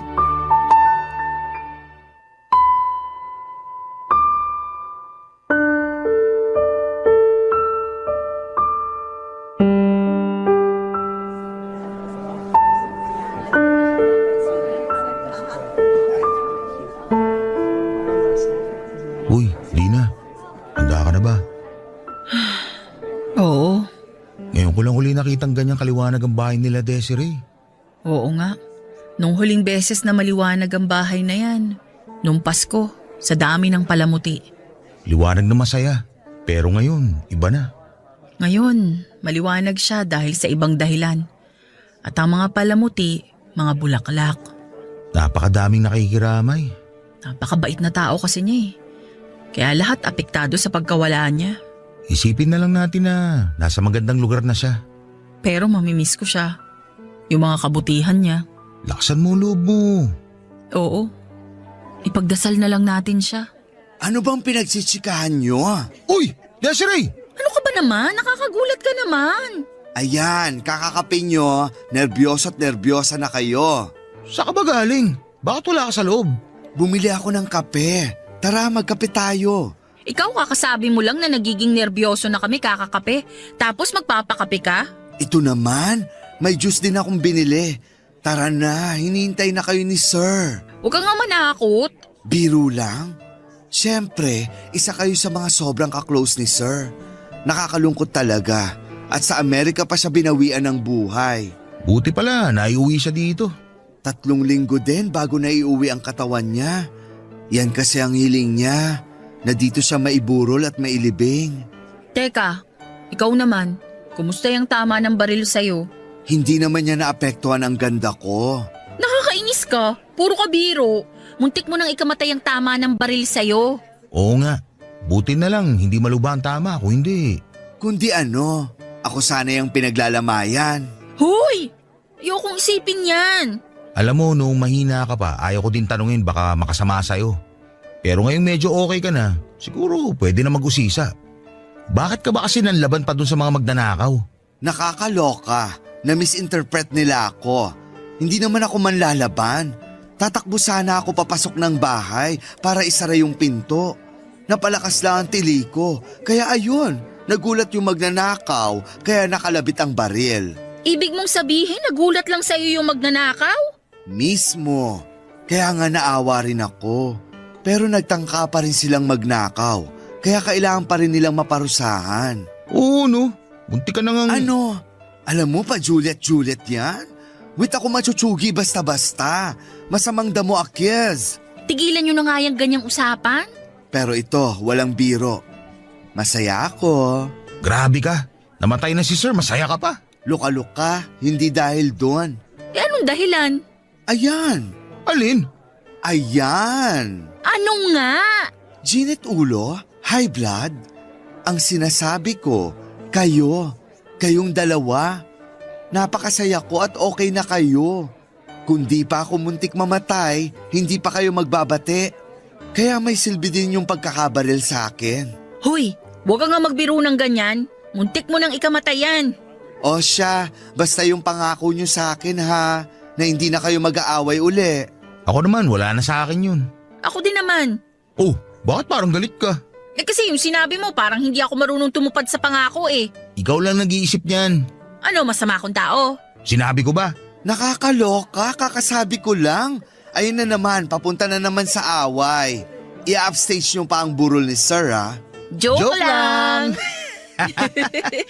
Sinusubukan ka lang namin. Nakakaloka kayo. Basta ha, kahit anong mangyari, ang pangako ay pangako. Oo, hindi ko nakakalimutan yun. Di na. Oo naman, pangako yun eh. O siya, tara na. At nang masilip nyo na si Sir. Papadudot, syempre napatunayan ko po na hindi ako yung pinaglalamayan. Kasi eto po ako at nagkukwento pa. Inatake po sa puso ang amo kong lalaki sa Amerika po siya binawian ng buhay. Inuwi po rito sa Pilipinas ang katawan niya sa kahilingan niyang sa bahay niya iburol. Ako naman po kahit may benda at iika-ika ay punong abala pa rin para asikasuhin ang mga bisita. Matanda na rin po kasi si ma'am kaya hindi na masyadong makapag-estima ng mga nakikiramay. Dahil nga po sa mabait ang mga abo ko ay nakiramay ang buong village mula Block 1 hanggang sa amin sa Block 15. Kaya pagod the Philippines ang ganda ko sa pag-aasikaso. Siyempre kilala ko bilang machika kaya pinangatawanan ko po ang aking reputasyon. Kaya si Nadina at Doming na pinakitaan ng kabutihan ni Sir ay apektado rin sa pagkawala niya. Tumulong din ang dalawa sa pag-iistima ng mga bisita. Malungkot man ang eksena ay masaya pa rin ako. Masaya ako hindi lang dahil sa hindi na nag-aaway si Nadina at Doming kundi napaka-sweet nila. Papadudot dahil sa magandang turingan ni Nadina at Doming sa isa't isa noong lamay. Piling ko ay may suot akong korona habang rumarampa. Bit-bit ang mga kape at mga chichirya. Ramdam ko po na ako ang nagwagi dahil sa pagkakaayos nilang dalawa. Hindi ko lang sila basta napagkasundo kundi napagkaisa ko pa sila. Isa lang ang nasabi ko noon, bongga! At hanggang ngayon ay bongga pa rin kasi mag-iisang taon nang magkarelasyon ang dalawa. Ang first anniversary nila ay kasabay ng babang luksa ni Sir. At ako naman, ganun pa rin. Wala pa rin love life pero okay lang. Itutuloy ko na lang ang pagiging ina sa mga kasama ko sa bahay at sa mga security guard na kapitbahay. Salamat po Papa Dudut sa ibinigay ninyong oras para may parinig ang kwento ko sa Barangay Love Stories. Kayo talaga ang official number 1 ng inyong forever, kapuso at kabarangay Desiree. Nagustuhan ng iyong napakinggan? Ituloy yan via live stream sa www.gmanetwork.com/radio. Barangay LS 97.1 Forever. Ang mga kwento ng pag-ibig, kwento ng buhay at kwento ng pag-asa dito sa Barangay Love Stories. Love stories. May mga bagay sa sarili natin na hindi natin kayang tanggapin at aminin. Kaya bago pa tayo questionin at husgahan ng iba ay pinipilit po nating ibaon sa pinakamalalim na parte natin ang sikretong ito. Ikaw kabarangay, kaya mo bang ipagsigawan sa mundo ang sekreto mo? Dear Papa Dudut, ako nga pala si David, 35 years old, dating OFW at nagbalik na ako sa Pilipinas ngayong taon lamang. Hindi madali ang buhay OFW. Totoong mas malaki ang perang pwede kong kitain doon. Pero may ibang hila ang Pilipinas na hindi ko ipagpapalit kahit saang bansa man ako mapunta. Kaya nga after 10 years ng pakikipagsapalaran sa ibang bansa ay nagdesisyon akong umuwi na sa Pinas. Hindi lang para magbakasyon kundi para permanente nang tumira dito. Umuwi ako sa bahay ng nanay ko, siya at ang bunso kong kapatid na si Brian ang kasama ko sa bahay. Mas bata ng 10 taon si Brian sa akin. Pero kung pagiging mature lang at matalino ay alam kong mas lamang siya kesa sa akin. Wala na kaming tatay. Noong kasagsagan ng COVID ay binawian siya ng buhay. Hindi ako umuwi noon at maraming dahilan kung bakit. At habang pinagpapatuloy kong ilahad ang buhay ko rito sa Barangay Love Stories, maintindihan ninyo kung bakit ako lumayo noon, Papa Dudut.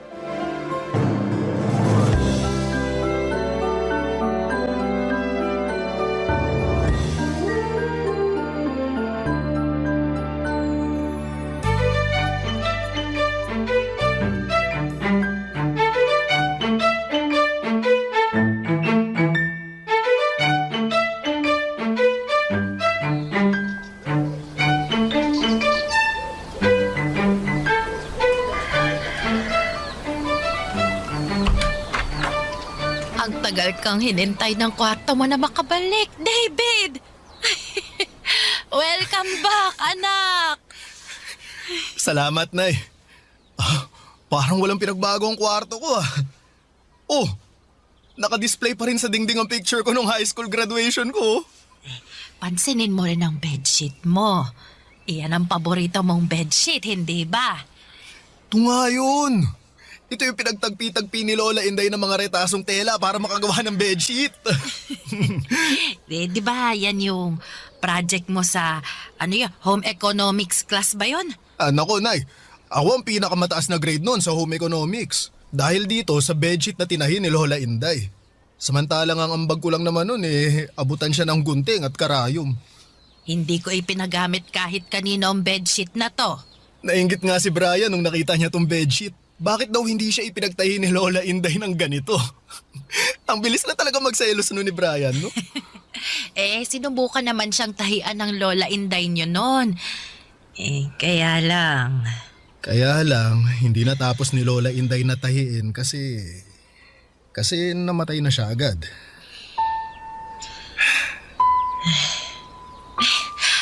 Huwag na nga nating pag-usapan yun. Naluluha na naman ako Dapat masaya lang tayo ngayon. Kasi nagbalik ka na. Ay, gusto mo bang imbitahan mamaya yung mga kaibigan mo para maghapunan kasama natin? Magluluto ako ng pritong tilapia at laing. Ay, baka umorder na rin ako ng cake panghimagas natin. Nay, kahit wag na muna natin silang imbitahin, may ibang araw pa naman para makasama ko sila Sa ngayon wala akong ibang gustong makasama kundi kayo ni Brian. Nasa na nga pala si Brian, Nay? Ewan ko ba ron sa kapatid mo? Palagi na lang umaalis. Di naman nagsasabi kung saan pupunta. Baka nasa trabaho lang. Dito sa bahay nagtatrabaho ang kapatid mo. Computer lang ang kaharap nun palagi pag andito sa bahay. Ayun, Nakakulong lagi sa kwarto. Bihira ko na nga makasabay yon sa pagkain. Kapag day off naman niya, laging umaalis. Uuwi na lang kapag alam niyang tulog na ako. Mukhang pinaghandaan niyo ang isusumbong niyo sa akin tungkol kay Brian, ha? At ano naman ang isusumbong ni nanay sa akin, ha? Kuya David? Ohoy! Brian! Wow! Maskulado ka na! Naku, parang hindi na ikaw yung patpating binatilyo na iniwan ko nun, ah. Lahat ng tao nagbabago. Pambihirang to, ang seryoso mo naman masyado. Dala ba yan ng inflation dito sa Pinas? Wala naman kasing dapat pagtawanan sa sitwasyon na to. Meron ba? Brian, huwag ka na munang umalis mamaya, ha? Sabay-sabay na tayo ng Kuya David mo na maghapunan dito sa bahay. Gusto ko maghapunan sa labas eh. Lagi ka namang naghahapunan sa labas. Pumirmi ka naman kahit isang hapunan lang dito sa bahay. Kauuwi lang ng Kuya David mo, oh. Dapat lang naman na magkakasalo tayo mamaya. Para saan pa, Nay? Nasanay naman na tayong wala siya. Bakit kailangan pa nating i-adjust o baguhin yung mga nakasanayan natin dito sa bahay? Bakit hindi na lang siya yung mag-adjust sa nakasanayan natin? Brian, anak. Hindi. Wala namang problema kung gusto mong mag-dinner sa labas, eh. Kahit kami na lang muna ni nanay ang magkasama. Nauna naman siguro ang plano mong mag-dinner sa labas, eh, di ba? Hindi rin. Ngayon ko lang naisip na sa labas na ako maghahapunan. As in, ngayon lang. Hindi naman ako tanga at ramdam ko ang pagiging cold at distant ni Brian sa akin. May hula naman ako kung bakit. Dahil siguro'y hindi na ako umuwi pa ng Pilipinas mula nung nag-ibang bansa ako ng biglaan. Hindi rin ako nagpaalam sa kanya noon. Walang nakakaalam ng plano ko kahit ang nanay ko mismo. Kaya siguro'y dinamdam ni Brian ang pag-alis ko, lalo't ako lang ang kakampi niya noon kapag pinagtutulungan siyang pagalitan ng mga magulang namin. Close po kaming dalawa ni Brian nung mga bata pa lamang kami. Naging parang mag-best friend pa nga kami noon. Lagi akong nasasangkot sa gulo kapag may nang titrip sa kanya. Naging dependent sa akin si Brian. Kaya naiintindihan ko siya kung nasaktan siya sa pag-alis ko. Lalo teenager pa lamang siya noon at may mga inaalam pang mga pagbabago sa sarili niya. At sa loob ng 10 taon ay hindi niya ako nakita o nakasama. Hindi rin kami nakapag-usap kahit sa tawag lang at ang pinaka masakit pa na ginawa ko sa kanya ay hindi ako umuwi ng Pinas. Noong namatay ang tatay namin dahil sa COVID. Pinayagan naman ako ng trabaho kung umuwi pero mas pinili kong hindi, Papa Dudut.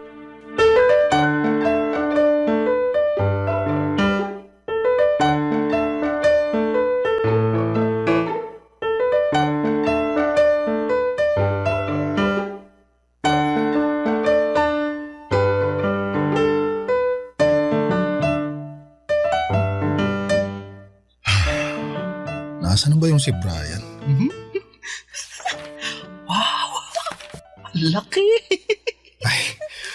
Ayun lang pala. Brian, pwede ba kitang makausap? Anong kailangan mo? Busy ako. Wala naman. Naisip ko lang makipagkwentuhan sa'yo. Para kasing ilang araw mo na akong iniiwasan eh.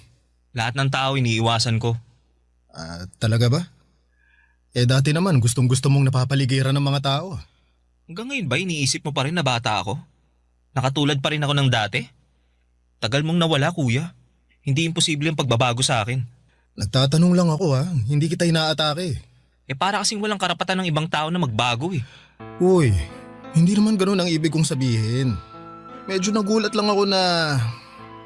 di bale. Basta gusto lang naman kitang kumustahin talaga eh. Okay lang ako. Lumabas ka na, may ginagawa pa ako. Nagpalit na pala kayo ng kwarto ni nanay, no? Matagal na. Pagkalibing ni tatay, nakipagpalit na si nanay ng kwarto sa akin. Masyado na raw tong malaki para sa kanya. Baka ayaw niya lang maalala masyado si tatay. Ikaw ba? Naalala mo pa rin si tatay? Ano ba yung pinagkakaabalahan mo ngayon? Tumatakbo ka pa rin ba tulad ng nauuso ngayon? Basketball? Anong mga movie pinapanood mo? Hindi ako tumatakbo at mas lalong hindi ako nagbabasketball. Pelikula? Wala akong hilig dyan. Alam mo naman yun, di ba? Oo, alam ko namang wala kang hilig manood ng pelikula noon, pero naisip ko lang, sabi mo nga lahat nagbabago. Baka ngayon mahilig ka ng manood ng pelikula. Aayain ko sana kayo ni nanay na manood ng sine sa Sabado eh. Hindi ako pwede sa Sabado. Oo, kung hindi Sabado, sa Linggo o kahit kailan ka pwede. Wala pa naman akong balak maghanap ng trabaho ngayon kaya free ako kahit anong oras. Mas mabuti pa ako maghanap ka na lang ng trabaho para hindi ako lagi kinakausap mo. Kung ayaw mo manood ng sine, siguro naman, mahilig ka pa rin magbasa ng mga magazine? Hindi Hindi ako nagbabasa ng mga magazine. Sinungaling pa to Ano tong magazine na binabasa mo kanina ha? Ito Ano ba Kuya David? Huwag mo kang pakialaman yung magazine ko. Akin na. Hindi ako nakikipagbiroan ha. Teka. Brian. Hoy, ba't ka nagbabasa ng malalaswang magazine ha? Akin na nga yan. Huwag pakialam mo. Ano ba masama rito ha? Wala namang masama. Nasa tamang edad ka na para magbasa ng ganitong adult magazine. Yun naman pala Lumabas ka na nga. May gagawin pa ako. Teka. Bakit mga lalaking nakahubad ang meron dyan sa magazine na yan? Brian, bakla ka ba? Hindi ako bakla no. Nakalimutan ng kakilala ko yan sa coffee shop nung nagkita kami kanina. Babalik ko bukas. Pero bakit titig na titig ka kanina habang binabasa mo yung magazine na yan? Na-curious lang ako. Tsaka may matitino namang articles dito sa magazine na hindi puro kalaswaan ang ino-offer. Masyado ka lang mapanghusga. Ang tagal mo tumira sa ibang bansa pero di ka pa rin open-minded. Ay, alam mo Brian, wala namang masama kung bakla ka Alam mo kung ano yung masama? Yung nangingialam ka sa buhay ng iba. Pero bakla ka. Hindi nga ako bakla. Uwe, di nga. Di ka bakla? Sinabi na hindi ako bakla. Nagulat ako sa pagsigaw ni Brian. Nagalit siya sa akin at lumabas na ako ng kwarto niya para magpababa na siya ng emosyon niya. Alam kong mali na dineretsa ko siya ng ganon. Akala ko kasi ay open na siya sa kasarian niya kahit na hindi niya aminin.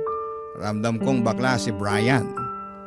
Wala namang straight na lalaki ang titingin sa mga gay magazine, hindi ba? Ang mga straight na lalaki ay naiilang kapag nakakakita ng hubad na katawan ng ibang lalaki. Nakita ko pa si Brian na nakatitig sa laman ng magazine habang nagpapakawala ng pilyong ngiti. Hindi naman sana ganito kalala ang pagdududa ko sa kasarian ni Brian. Pero noong mga bata pa lamang kami ay laging sumasama si Brian sa mga kalaro niya para magbahay-bahayan. Imbes na siya ang ama o anak na lalaki ay siya madalasang magpresenta bilang isang nanay. Kahit naman may mga babae silang kasama sa larong yon. Isang beses din sa pakikipaglaro niya ng kasal-kasalan, siya rin ang naging bride. At nahuli ko nga siya, Papa Dudut, na hinahalikan ang kanyang groom nang walang pag-aalinlangan ng mga oras na yon. Barangay Love Stories. Barangay Love Stories. At kahit sinabi na ni Brian na hindi siya bakla ay ayaw ko pa rin yung paniwalaan. Inobserbahan ko siya sa bawat galaw niya at dahil doon ay mas lumakas ang kutob kong bakla nga siya. Gusto ko siyang paaminin pero hindi ko magawa. Problema ko na siguro ito. Gusto kong pinapatunayan na tama mga hinala ko. Sorry na lang sa kapatid kong si Brian kung siya ang pinuntirya ko. Kaya naman gumawa po ako ng mga paraan para mapaamin ang kapatid ko sa totoong kasarian niya. May nakilala akong babae sa bar, itago na lang natin sa pangalang Lily, kaedad ni Brian. Naisip ko magagamit ko si Lily para mapaamin ang kapatid ko. Kinaibigan ko si Lily at napapayag na kitain ito si Brian sa bahay namin. Importanteng malaman ko ang katotohanan sa kapatid ko.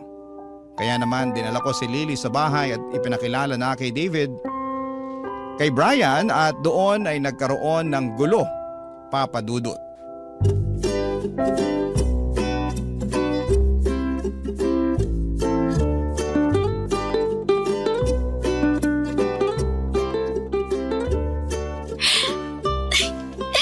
Sigurado ka, magugustuhan ko kapatid mo ha? Ay, oo. Di hamak na mas gwapo yun kaysa sa akin. Bakit kasi hindi na lang ikaw? Okay naman na ako sa'yo Ayan na siya. Pababa na ng hagdan. Nasaan si nanay? Nagsimba. Sinundo ng kaibigan niya kanina. Okay. Alis na ako. Uy, teka lang muna. May ipapakilala kasi ako sa'yo. Hi, Brian. Sino ka? Bakit mo ako kilala? Ako si Lily. Friend ako ng kuya mo. Nakilala ko siya sa Bible study. Oo, tama yun. Inaaral namin yung Biblia sa tamang paraan. Ang galing nga nitong si Lily kasi kilala niya lahat ng main character sa Bible. Oo, pati supporting characters. Oo. Okay, sige. May Bible dun sa sala. Baka gusto nyo ulit aralin. Kailangan ko na kasing umalis. Oy, Brian. Kasi ikaw talaga tong pinunta ni Lily rito Gusto ka niyang makilala. Ako? Bakit ako? Kasi sa mga kwento pa lang ni David sa'yo, naintriga na ako. Parang, alam mo yun, parang may something sa'yo na gusto kong malaman. Pakidiretso na nga kung ano bang kailangan mo. Di ako manghuhula, tsaka nagmamadali ako. Sungit naman ito. Alam mo, bet na bet ko pa naman yung mga lalaking suplado. Nakakagigil. Alam mo, Brian, feeling ko magkakasundo kayo na ito ni Lily. Magkakasundo kami. Hindi ko nga maintindihan kung anong pinagsasasabi niyan Dahan-dahan naman sa pananalita, Brian. Babae pa rin si Lily. Respetuhin mo naman. Ay, nako. Kahit hindi mo na ako respetuhin, bastusin mo na lang ako. Mas ready ako dyan. Ganyan ka ba talagang klase ng babae? Hirap mo palang biruin at harutin. Kasi wala akong oras para dyan. Wala ka bang oras o hindi ka lang talaga interesado sa akin? Ay, salamat at ikaw na mismo nagsabi. Tama ka. Di talaga ako interesado sa'yo. Sa mga katulad mo. Excuse me, sa mga katulad ko? Pakilinaw mo nga kasi parang mas matalino ka kaysa sa akin Di mo ba nakikita sarili mo? Kailangan ako pa magdikta ng mga mali sa'yo, ha? Excuse me, ano bang mali sa akin? Yung dibdib ko? Balakang ko? Yung mahaba kong buhok? Yung mukha akong plakado sa makeup? O dahil babae ako? Ibig mo sabihin? Lahat ng lalaking nakakita sa akin halos maglaway na at magmakaawa para lang pansinin ko sila. Pero ikaw, kahit siguro ako na lang natitirang babae sa mundo, hindi mo pa rin ako magugustuhan Hindi kasi kita type. Yun lang yun. Or baka naman kasi bakla ka. Yun lang naman ang nakikita kong dahilan kung bakit hindi mo ako magugustuhan. O ano, tama ako, diba? Bakla ka nga. Bakla ka. Aray! Brian! Bakit mo pinitik yung bibig ko, ha? Dahil bastos yung bunganga mo. Sinabihan lang kitang bakla, bastos na agad. Dahil malaking insulto sa akin na tinawag mo akong bakla. Dahil hindi nga ako bakla. Bakit wala namang masama sa pagiging bakla, Maliban na lang kung hindi mo tanggap na bakla ka. Alam nyo, nagsasayang lang ako ng oras sa inyo Diyan na nga kayo, mga abnoy. Hoy, Brian! Hayaan mo na nga yung kapatid mo. Lily, pasensya na ha. Nasaktan ka pa tuloy. Wala to, maliit na bagay. Pero alam mo, mukhang tama nga ang hinala mo. Miyembro ng 3 kasarian yung Brian na yan.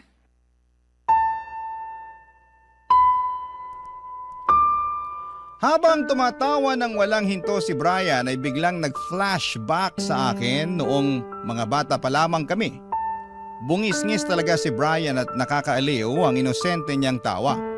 Sa tuwing naririnig ko noon ang tawa niya ay alam kong totoong masaya siya. Kaiba sa ngayon, napilit at nakakatakot. Malalim at parang may ibang kahulugan. Noong mga bata pa lamang kami, Papa Dudut, wala akong ibang gustong makita at marinig kundi ang tawa ni Brian. At madalas kong naririnig yon sa tuwing kasama niya ang best friend niyang si Ralph. Natatandaan ko pa sila madalas ang magkasamang dalawa. Kahit wala silang ibang kalaro, basta kasama nila ang isa't isa ay masaya na sila. Palaging inaabutan ni Ralph ng bulaklak si Brian. Galing yon sa mga pananim ng kanyang nanay. At natatandaan ko pa na laging inuuwi ni Brian ang mga bulaklak na yon at nilalagay sa kanyang tabi bago siya matulog.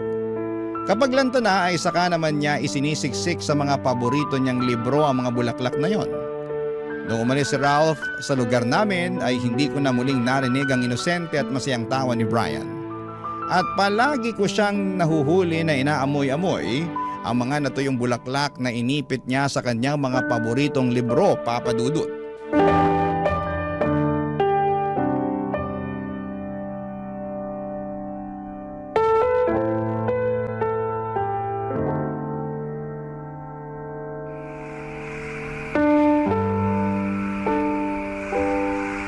Brian, Ano naman ba yun, Kuya David?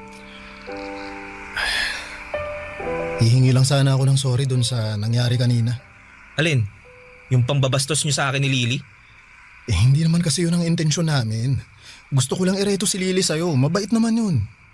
Bulgaran lang magsalita pero maayos yun. Bakit hindi na lang ikaw ang manligaw sa kanya kung maayos siya sa paningin mo? Sabi kasi sa akin ni nanay, single ka pa rin hanggang ngayon eh. Oo, ano naman? Alam mo, naalala ko lang kanina habang kaharap ko si Lily. Lumabas ka na nga ng kwarto ko, Kuya David. Marami pa akong kailangang gawin. Hindi mo ba napansin? Pareha sila ng kulay ng lipstick ni nanay noon. Matingkad na pink. Oh, tapos? Irereto mo rin ba siya kay nanay? Bigla ko lang kasing naalala nung mga bata pa tayo. Nahuli kita na ginagamit yung pink lipstick ni nanay noon habang nakasiesta sila ni tatay. tapos sumasayaw-sayaw ka pa sa harapan ng salamin. Ginagaya mo yung mga napapanood mo na singer sa TV. Ano? Hindi totoo yan ha? Nag-iimbento ka lang. Ano paanong nag-iimbento after nga kitang nahuli, bigla kang lumapit sa akin. Nagmakaawa ka na wag kitang isumbong kay tatay. Pumayag pa nga ako nun, di ba? Ay, basta ikaw lagi yung maghuhugas ng plato sa loob ng 1 buwan. Nako, ang bilis mo ako napapayag nun. Wala akong matandaan na sa mga pinagsasasabi mo. Kung meron man ako naaalala, yung katamaran mo sa mga gawaing bahay. Kaya lagi ako inutusan ni nanay. Oy, teka, ito sigurado ako, natatandaan mo to. Hindi ka pa talaga titigil hanggat hindi ako napapahiya ng todo no? Hindi naman kasi yung nakakahiya. O saka ito pa, ha? Ito natatandaan mo ba? Lagi kang nanunood ng Flores de Mayo noon. Inaaya kitang manood ng liga pero ayaw mo sumama. Ang dami mong dahilan noon kaya nagduda ako. Kaya ayun, sinundan kita minsan kung saan ka ba talaga pupunta. Ayun nga, tama ang hinala ko. Sa parada ng Santa Cruzan ka pumunta. Pumapalakpak-palakpak ka pa noon. Tuwang-tuwa ka sa mga gown ng mga pumaparada. Nahuli pa nga kita na hinaplos yung gown ng Reyna Elene. Kumending-kending ka pa pagkatapos. Grabe. Ano bang gusto mong sabihin sa mga kwento mo? Ay, Brian. Gusto ko lang maging totoo ka sa sarili mo. At sino ka para sabihin sa akin na hindi ako nagpapakatotoo? Brian, kapatid mo ako, kuya mo ako. Concerned lang ako sa'yo. Kaya gusto kong umamin ka na sa totoong kasarian mo. Para hindi na rin mabigat sa'yo yung pagtatago mo. Concern? Huli ka na para maging concern, Kuya David. Kasi kung totoong concern ka, sana noon mo pa pinaramdam. Anong ibig mong sabihin? Ngayon naman tanga-tangahan ka. Hindi ako nagtatanga-tangahan, hindi lang kita maintindihan. Hindi mo ba naintindihan na kailangan kita? Nung bigla kang umalis na walang paalam sa akin, naisip mo bang intindihin yung mararamdaman ko? Brian, dati pa yun. Dati pa nga. Alam kong tapos na. Pero sa alaala ko, hindi natatapos yung galit ko sa'yo. Sa tuwing naaalala ko kung paano ko sinalo lahat ng galit ni tatay na mag-isa. Wala ka naman dun para tulungan ako eh. Mag-isa kong hinarap lahat ng pananakit ni tatay. Kahit si nanay hindi ako matulungan. Ikaw lang dapat ang makakatulong nun sa akin pero nasan ka? Pinili mong tumakas. Maramot ka. Makasarili ka. Kaya wag mo sasabihin sa akin ngayon na concerned ka at naiintindihan mo ko kasi hindi ko yun naramdaman nung tinalikuran mo ko. Hindi ako nakapagsalita sa sinabi ni Brian, Papa Dudut. Nanghina na rin ako at hindi na nakalaban ang marahas niya akong itinulak palabas ng kwarto at saka yon sinarado. Nahiya ako sa inasal ko kay Brian. Nasaktan din ako dahil nalaman ko na ang totoong nararamdaman niya. Galit siya sa akin dahil akala niya ay iniwan ko siya. Pero sa totoo lang ay umalis ako noon hindi para iwanan siya, kundi iligtas ang sarili ko sa malupit naming tatay. Ako palagi ang sinasaktan ni tatay noon. Bata pa lamang ako ay hindi na niya ako tinitigilan ng galit at pananakit niya. Wala rin namang nagawa si nanay para protektahan ako sa malupit na kamay ni tatay hanggang sa nagbinata na ako at nakaipon. Nakahanap ng pwedeng paraan para matakasan si tatay. Walang pasabi sa kahit na sino at inayos ko lahat ng kailangan ko para makapunta ng ibang bansa. Yon siguro ang pinakamasaya at pinakamaluwag sa loob na nangyari sa akin. Nang makasakay na ako ng eroplano palayo sa lugar na puro na lamang puot ang sinapit ko. Mula noon ay hindi na ako bumalik pa. Maski na nung namatay si tatay, ayoko pa rin siyang makita noon. Pero hindi ko inakala, Papa Dudut, na sa kalayaan ko, ang kapatid ko namang si Brian ang nakulong. Barangay Love Stories. Barangay Love Stories. Hindi ko na nga pinaamin pa si Brian sa kanyang kasarian. Kahit alam kong may tinatago siya, pero mas priority ko noon na maging maayos kaming magkapatid. Gusto kong maibalik ang dati naming relasyon, pero panay pa rin ang iwas ni Brian sa akin, Papa Dudut. Kahit na hindi ko naman na inuusisa ang kanyang kasarian. Siguro'y talagang malalim ang sugat na iniwan ko sa kanya. Hindi ko na siya masyadong nilapitan dahil baka lalo lamang siyang magalit sa akin. Baka imbes na magkaayos kami ay mas lalo lamang niya akong layuan. Pero may nangyari. Parang gumagawa ng paraan ang tadhana para matulungan ko si Brian sa pag-amin ng katotohanan. Habang naglalakad ako para makahanap ng sasakyan, nakita ko si Brian na may ka-holding hands na lalaki. Agad akong nagtago para mas makumpirma kung kapatid ko nga ang nakikita ko. Tama nga ako. Nakita ko yon nang halikan ni Brian ang kasama niyang lalaki at saka sila pumasok sa isang motel. Pinicturean ko ang bawat galaw nila para may ebidensya ako kung sakaling mag-deny si Brian, Papa Dudut.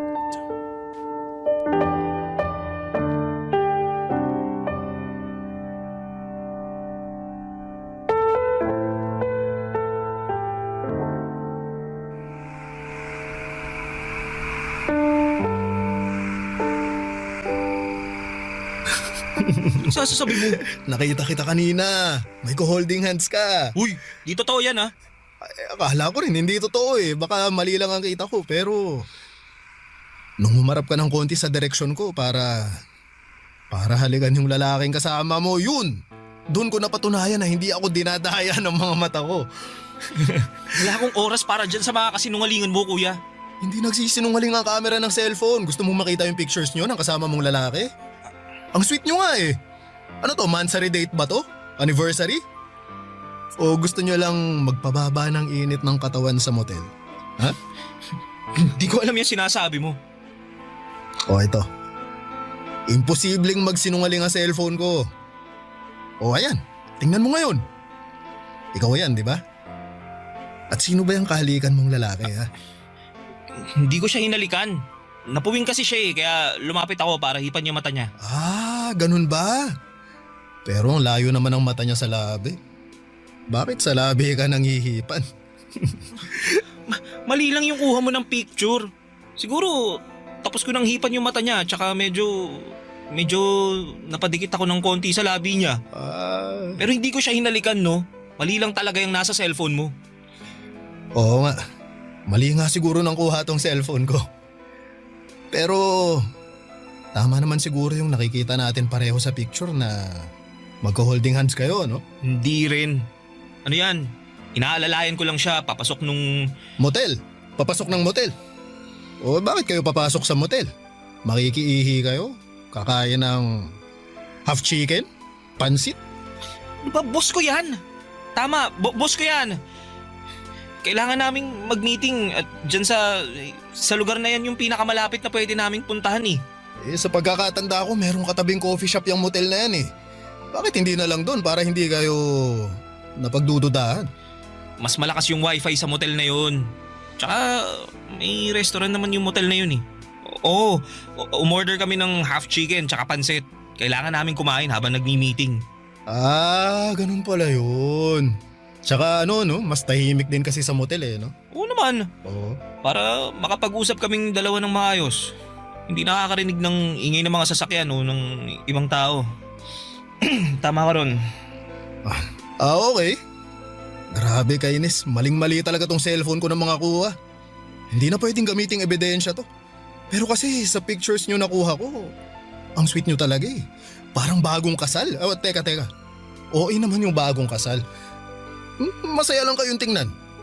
Sino ba naman kasing hindi sasaya kung kasama mo ang boyfriend mo, di ba? Sinabi ko na nga sa'yo ang lahat. Boss ko yan at wala kaming relasyon. Inalalayan ko lang siya kaya parang nakahawak ako ng mahigpit sa kamay niya. Respeto ko yun sa kanya bilang boss ko, no? Saka kapag napuwing ang kasama mo, hindi mo ba siya tutulungan? Tsaka… Brian, tama na nga. Magpakatotoo ka naman.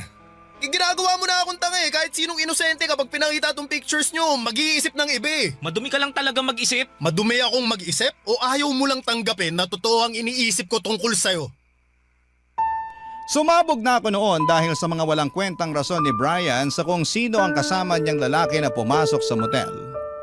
Hindi ko talaga siya mapiga, Papa Dudut. Hindi ko pa rin mapaamin. At ang nakakainis dito ay parang hindi pa siya apektado at hindi man lang makaramdam.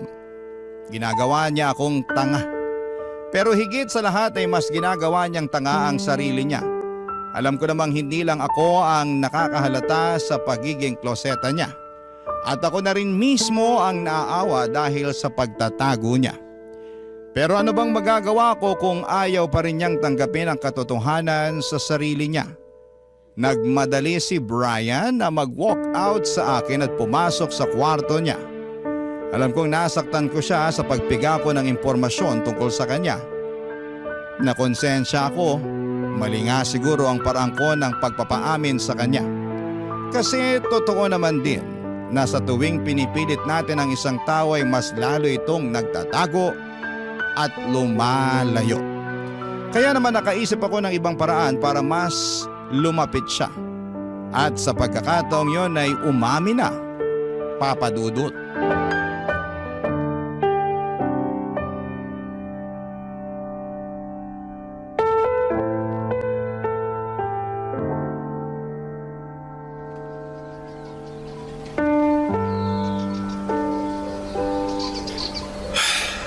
Alam mo ba ang dahilan kung bakit ako tumakas noon? Kung bakit ako ng ibang bansa? Kasi makasarili ka. Sana ganun lang kasimple ang dahilan. Sa ibang bansa, pwede kang maging malaya. Tanggap nila kung sino at ano ka. Open-minded sila, sabi mo nga, di ba? Hindi kagaya rito sa Pinas, ang dami munang manghuhusga dahil iba ka sa inaasahan nila. Anong ibig mo sabihin? Bakla ako, Brian. Bakla. Kaya ako na mismo ang nagsasabi sa'yo, walang masama sa pagiging bakla. Nung una, parehas lang din tayo ng iniisip. Pakiramdam ko, kasalanan ng maging bakla. Kaya nagtago ako. Pero habang ginagawa ko yon, mas bumibigat ang loob ko. Mas lalo kong kinamumuhian ang sarili ko. Hanggang isang araw may nakahuli sa akin. May kahalikan akong lalaki sa kabilang bayan. At sa dinami-rami ng mga pwedeng makakita sa aming dalawa, si tatay pa talaga. Alam ni tatay? Nabakla ako? Oo. Kinaladkad niya ako palayo sa lalaking hinahalikan ko. Ang tatalas ng mga salita at mura niya. Noon pa man daw alam na niyang bakla ako pero wala lang siyang makuhang ebidensya. Hanggang isang araw, binagsakan na siya ng ebidensya para mapaamin ako. Kaya ayun, umamin ako. Bakla ako. Sa totoo lang gumaan ang loob ko after kong magpakatotoo kay tatay. Kahit nakapalit nun pambubugbog niya ayos lang. Basta sa akin, nakalaya na ako. Nakalaya ka naman pala eh. Umamin ka na pala noon. Pero bakit kailangan mo pa rin umalis? Bakit kailangan mo pa rin tumakas? Kasi pinaparamdam pa rin sa akin ni tatay ang panghuhusga niya. Kahit malaya na ako sa totoong kasarian ko, pakiramdam ko, nakakulong pa rin ako sa galit ni tatay. Kaya umalis ako. Pasensya na kung tumakas ako ha. Kasi yun lang naman ang alam kong paraan para makawala na kay tatay. At tama ba yung ginawa mong pagtakas? Yung pag-iwan mo sa amin? Siguro mali para sa inyo. Pero para sa akin yun ang pinakatamang ginawa ko. Kasi sa pagtakas ko rito sa Pinas, nakahanap ako ng kalayaan sa ibang bansa. Doon ko rin nahanap yung mga taong tumanggap sa akin. Malayong malayo sa mga taong nakakasama ko nun dito sa atin. Kaya masisisi mo ba ako kung hindi na ako bumalik?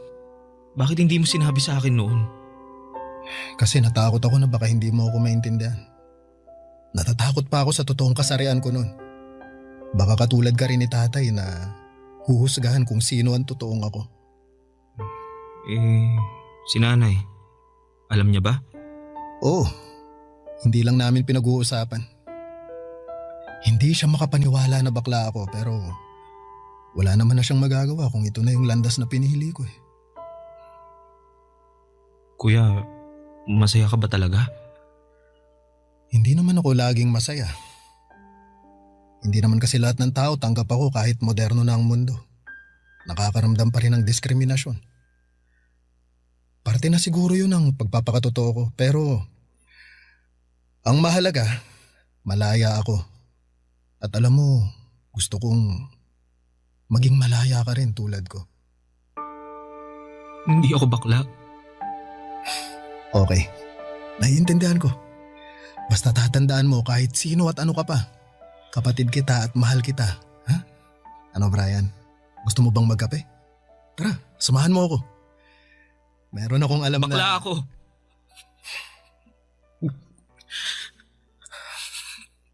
Bakla ako, Kuya David. Umiyak ako habang nakatawa na si Brian. Habang paulit-ulit niyang sinasabi at inaamin na bakla na siya. Niyakap niya ako at nagpasalamat. Niyakap ko siya pabalik at nagpasalamat din. Nagpapasalamat ako na sa wakas ay gumaan na ang kalooban ng kapatid ko. Alam kong hindi ganun kadaling tanggapin ang kasarian niya pero natutuwa akong humakbang siya paabante para lamang gumawa na ng paraan para magkatotoo or magpakatotoo na sa sarili niya. Inamin niya sa akin ang lahat-lahat kahit siya pala mismo ay nahuli ni tatay noong nabubuhay pa lamang ito. Kaya siya ang sinasaktan kapalit ko. Alam din ni nanay ang tungkol sa pagiging bakla ni Brian. Pero tulad ng sa akin ay ayaw din ni nanay na napag-uusapan pa yon. Pero hindi naman siya gumagawa ng paraan para itago namin ang kasarian namin. Sa ngayon ay malaya nang nakapagladlad si Brian. Dinala na rin niya sa bahay ang boyfriend niya. Totoong hindi ba komportable si nanay pero nirespeto niya si Brian sa desisyon ito. Nakita ko kung gaano kasaya ang kapatid ko at dahil doon ay wala akong kasing saya. Mas masaya pa ako ngayon kumpara nang nag-ibang bansa ako para maging malaya. Dahil hindi na ako nag-iisa. May kasama na akong maging malaya sa pagpili sa kung sino at ano ako.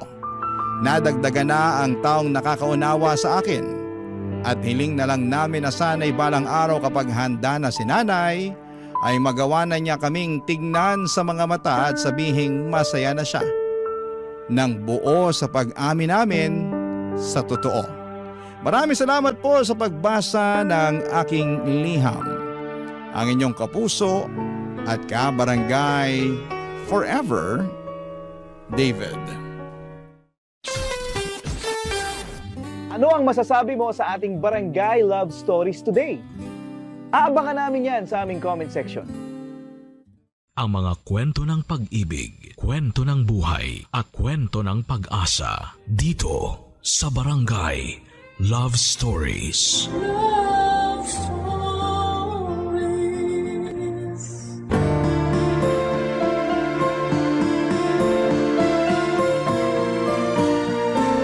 Ang sabi nila ang buhay ay parang sugal na napakalaking halaga ang maaaring itaya. Ngunit hindi natin nalalaman kung kailan tayo mananalo o matatalo. Ikaw, kabarangay, handa ka bang itaya ang lahat kapalit ng panandaliang kasiyahan? Dear Papa Dudut, belated Happy New Year po sa inyo at magandang tanghali na rin po sa lahat ng mga loyal kabarangay na nakikinig ngayon. Naway masaya ang inyong bagong taon, ako kasi ay hindi. Mangyaring itago nyo na lamang po ako sa pangalang Arman, 39 years old at kasalukuyang nakatira sa Naga City. Isang taon pa lamang ang nakakalipas na mangyari ang isang hindi ko makakalimutang bangungot sa aking buhay. Minsan ay naisip ko na may kasalanan din ako sa mga nangyari. Dahil hinayaan ko ang mga bagay-bagay kahit alam kong may mali na. Walang panahon na hindi ko naaalala ang pangyayaring yon na halos magpawala ng aking katinoan. Sa katunayan nga po, Papa Dudut, ay hindi ko mapigilan ang pagpatak ng mga luha ko habang sinusulat ko ang kwentong ito. Hayaan niyo po akong ilahad ang aming kwento sa pagbabaka sakali na rin na gumaan ang aking kalooban. Napakabata ko pa noon, Papa Dudut, nang maulila ako sa mga magulang. Parehong nagkasakit noon ang inay at itay ko dahil sa matinding pagtatrabaho sa bukid. Dala na rin ng aming matinding kahirapan noon ay hindi sila nakapagpatingin man lamang sa doktor. Ang katwiran nila noon na ang ipambabayad nila sa pagpapatingin sa doktor ay pambibili na lamang ng mailalaman sa aming mga kumakalam na sikmura. Hanggang sa lumala na nga ang kanilang sakit at binawian ng buhay. Bilang isang anak, ay masakit sa akin ang mawala ng magulang, Papa Dudut. Lalo pa nga at wala rin silang maayos na libing noon dahil na rin po sa kawalan ng pera. May mga mabubuting tao lamang noon na tumulong na magbuhat sa kanila upang ipaanod sa dagat. Yun po kasi ang pamamaraan ng mga kagaya naming isang kahig isang tuka ng panahong yon. Ngunit sa murang edad ko noon ay nakapagtatakang hindi ako napanghinaan ng loob. Kahit na alam ko mag-isa lamang ako sa buhay. Wala kaming mga kamag-anak na maaaring kumupkop sa amin dahil halos lahat sila ay nasa malalayong lugar. At ang iba naman ay sa bundok na piling manirahan. At dahil nga po sa maagang pagkakaulila, Papa Dudut, ay napaisip ako kung paano ako mabubuhay ng mag-isa. Gayong napakabata ko pa. Sa edad na 10 ay natuto akong magtanim ng palay at mais. At kung anihan naman ay kasama rin po ako sa mga nagagapas o nag-aani ng tanim. Tiniis ko, Papa Dudut, ang matinding init ng araw, sakit ng katawan at bigat ng mga sakong na naglalaman ng mga inani kong palay o mais para sa kakarampot na pera pambili ng pagkain. Papa Dudut, napakahirap magtrabaho sa napakaliit kong pangangatawan pero kinaya ko dahil gusto kong makaraos. Hindi lamang sa gutom kundi pati na rin sa buhay. Naisip kong hindi ako pwedeng mamatay nang walang ginagawa. Hanggang sa ako ay nagbinata, pagbubukid ang aking naging trabaho dahil hindi rin naman ako nakapag-aral. Pero hindi naman laging may tanim na ani. Kaya naman sumubok akong maghanap ng ibang trabaho, Papa Dudut. Inirekomenda nga ako ng isang kasamahan ko sa pagsasaka sa kakilala niyang may-ari ng isang komprada ng kopra. Sa mga hindi po nakakaalam, ito po yung niyog na niluluto at ibinibenta sa may-ari ng komprada na dinadala naman sa mga pabrika na gumagawa ng shampoo at ng kung ano-ano pang mga produkto na nangangailangan ng lutong niyog. Pero napakahabang proseso po ng pagkokopras. At pinakamabigat din na trabaho ito. Yung komprada po na yon ay bumibili rin ng mga uling at gumagawa rin ng uling mula sa mga baon ng niyog na doon nasa kanila galing. At yun nga po ang trabahong napasukan ko, Papa Dudut. May mga balon sila na pagmamay-ari sa bundok na siyang pinanggagatungan ng mga baon ng niyog upang gawing uling. Ngunit hindi rin madali ang paggawa ng uling dahil bukod sa pag-akyat, panaog sa bundok ay matinding usok at init ang aming kailangang tiisin. Doon ko na nga rin nakilala si Sally, ang babaeng nagpatibok noon ng aking puso. Papa Dudut, si Sally ay tagasuri ng mga uling na hinahango namin o ibinebenta roon. Siya ang nakatokang suriin ang mga uling kung basa pa ang mga ito o kung may mga baon ng niyog na hindi pa masyadong nauuling. Nahulog ang loob ko noon sa kanya dahil halos palagi kaming nakakapagkwentuhan noon at madalas niya pa akong ilibre ng merienda, Papa Dudut. Ngunit matanda ako sa kanya ng 3 taon. 20 years old ako at siya naman ay 17. Kaya kahit walang kasiguraduhan kung sasagutin niya ako o hindi, ay niligawan ko siya sa lahat ng paraan na alam ko at agad naman niya akong sinagot. Ilang buwan pa lamang kami noong magkasintahan nang makiusap siya sa akin na kung pwede ay magsama na kami, Papa Dudut. Nagulat pa ako noon dahil bata pa siya para makipag-live-in o makipag-asawa. Pero mapilit siya kaya naman ginusto kong magpaalam muna sa mga magulang niya. Kaya lamang ay ayaw niya dahil matagal na raw siyang wala sa poder ng mga ito. Matagal na raw siyang pinabayaan ng kanyang mga magulang. Dahil nga sa bulag ako sa pag-ibig niya noon ay sumunod ako sa gusto niya kahit pa nga alam ko ang tungkol sa kanyang bisyo. Ang pagsusugal, Papa Dudut. Pero kahit na ganoon ay hindi nagbago ang pagtingin ko sa kanya. Bagamat wala kaming formal na kasal ay itinuring ko na siyang asawa ko. Hanggang sa paglipas ng aming pagsasama ay nabiyayaan kami ng 2 anak.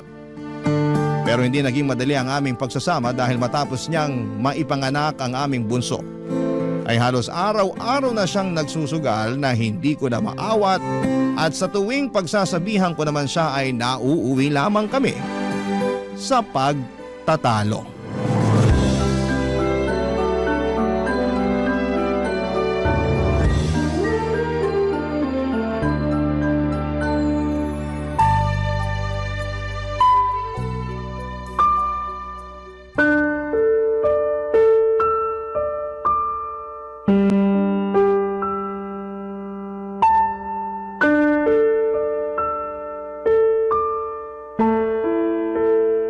Pambihira naman, Arman. Pinapahiya mo ako sa mga kumari ko eh. Ano bang problema mo? Doon ka pa talaga nag-iskandalo. Hindi ako nag-iiskandalo. Tinawag nga kita na maayos, di ba? Ano skandalong sinasabi mo? Eh ano ba kasing problema mo? Ang ayos-ayos ng upo ko dun eh. Sally naman. Hanggang kailan ka ba magiging ganito? Anong ganito ako? Bakit? Ano ba ako? Araw-araw ka na lang nasa sugalan. Ikaw na rin nagsabi na lagi ka natatalo dyan. Ba't di mo patigilan yan? Bakit ba? Sa dito ako masaya eh. Ano magagawa ko? Anong gusto mong gawin ko? Iburo ko yung sarili ko sa loob ng bahay, ganun ba? Tutunga nga ako maghapon? Hindi naman sa ganun. Ang akin lang, bawas-bawasan mo naman ang pagsusugal. Saka hindi lang naman yan ang pwede mong pagkaabalahan eh. Ang dami-dami naman pwedeng pagkaabalahan kung naiinip ka sa bahay. At anong paglilibangan ko? Pagluluto, paglalaba, paglilinis ng bahay? Hindi naman yun eh. Ang ibig ko sabihin, bakit di mo pagtuunan ng pansin ang bunso nating anak? 2 taon pa lang si Princess, pero salat na siya sa pag-aaruga at pagmamahal mo. Hindi pa ba sapat ang anak natin para malibang ka? Si Joseph, kahit malaki na yan, kailangan pa rin niya ng pag-aaruga ng isang magulang. Ha? Anong gusto mong palabasin?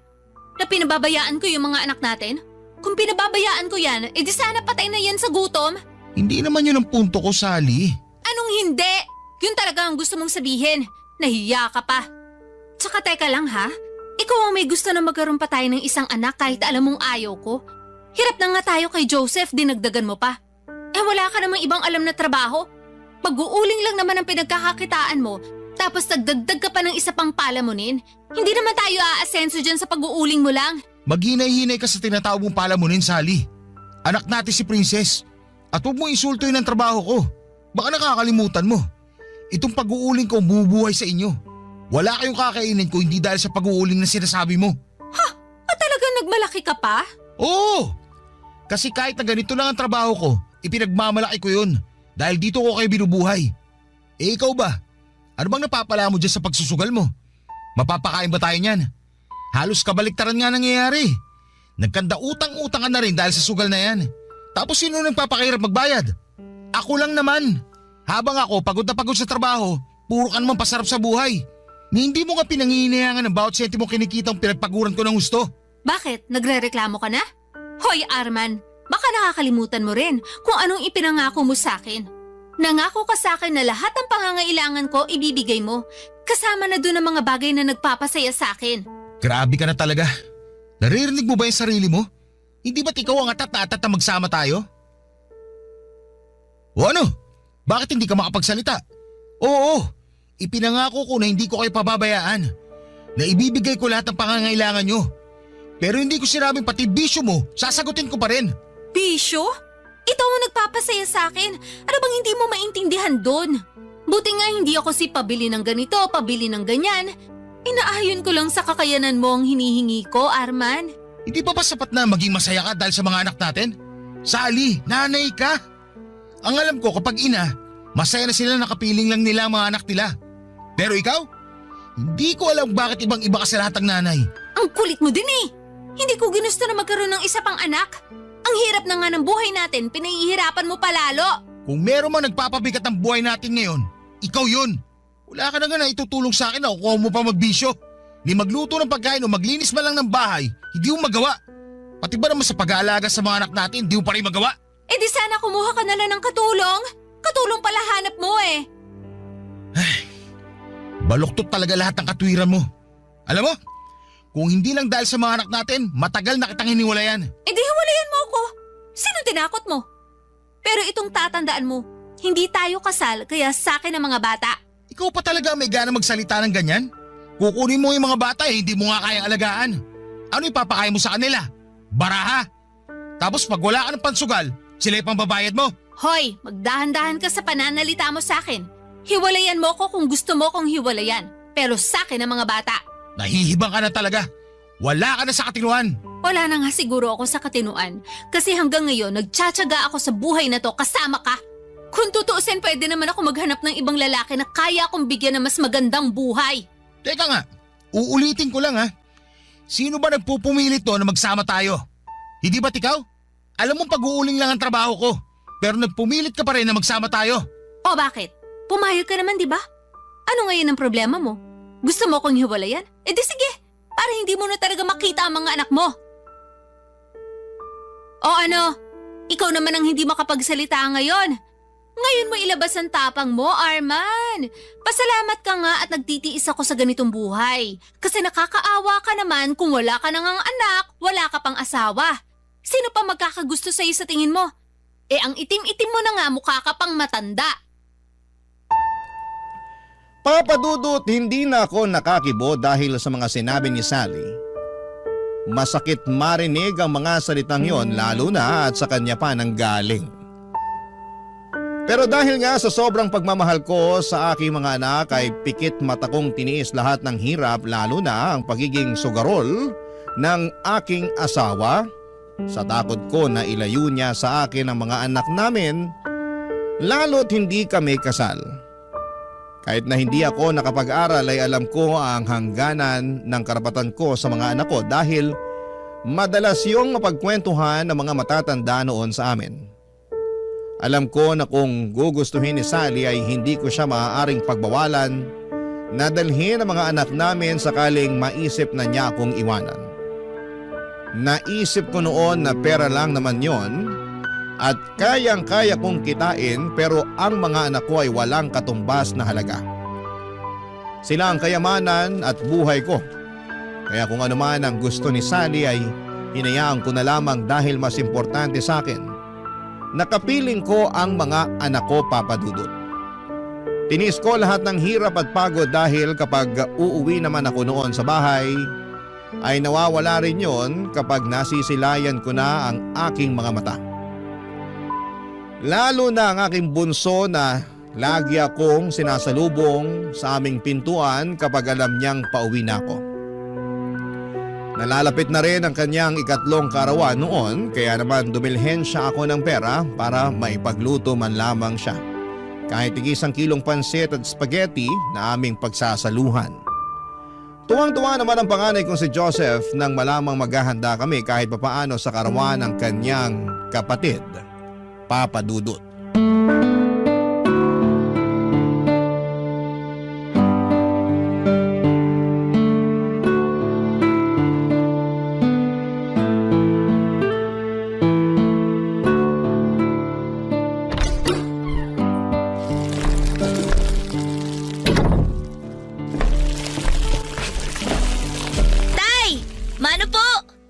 ka ng Diyos, anak. Nasa si Princess? Natutulog na po. Ang aga naman yata matulog ng kapatid mo. Pagod po kakalaro eh. Ah, ganun ba? Oh, eto.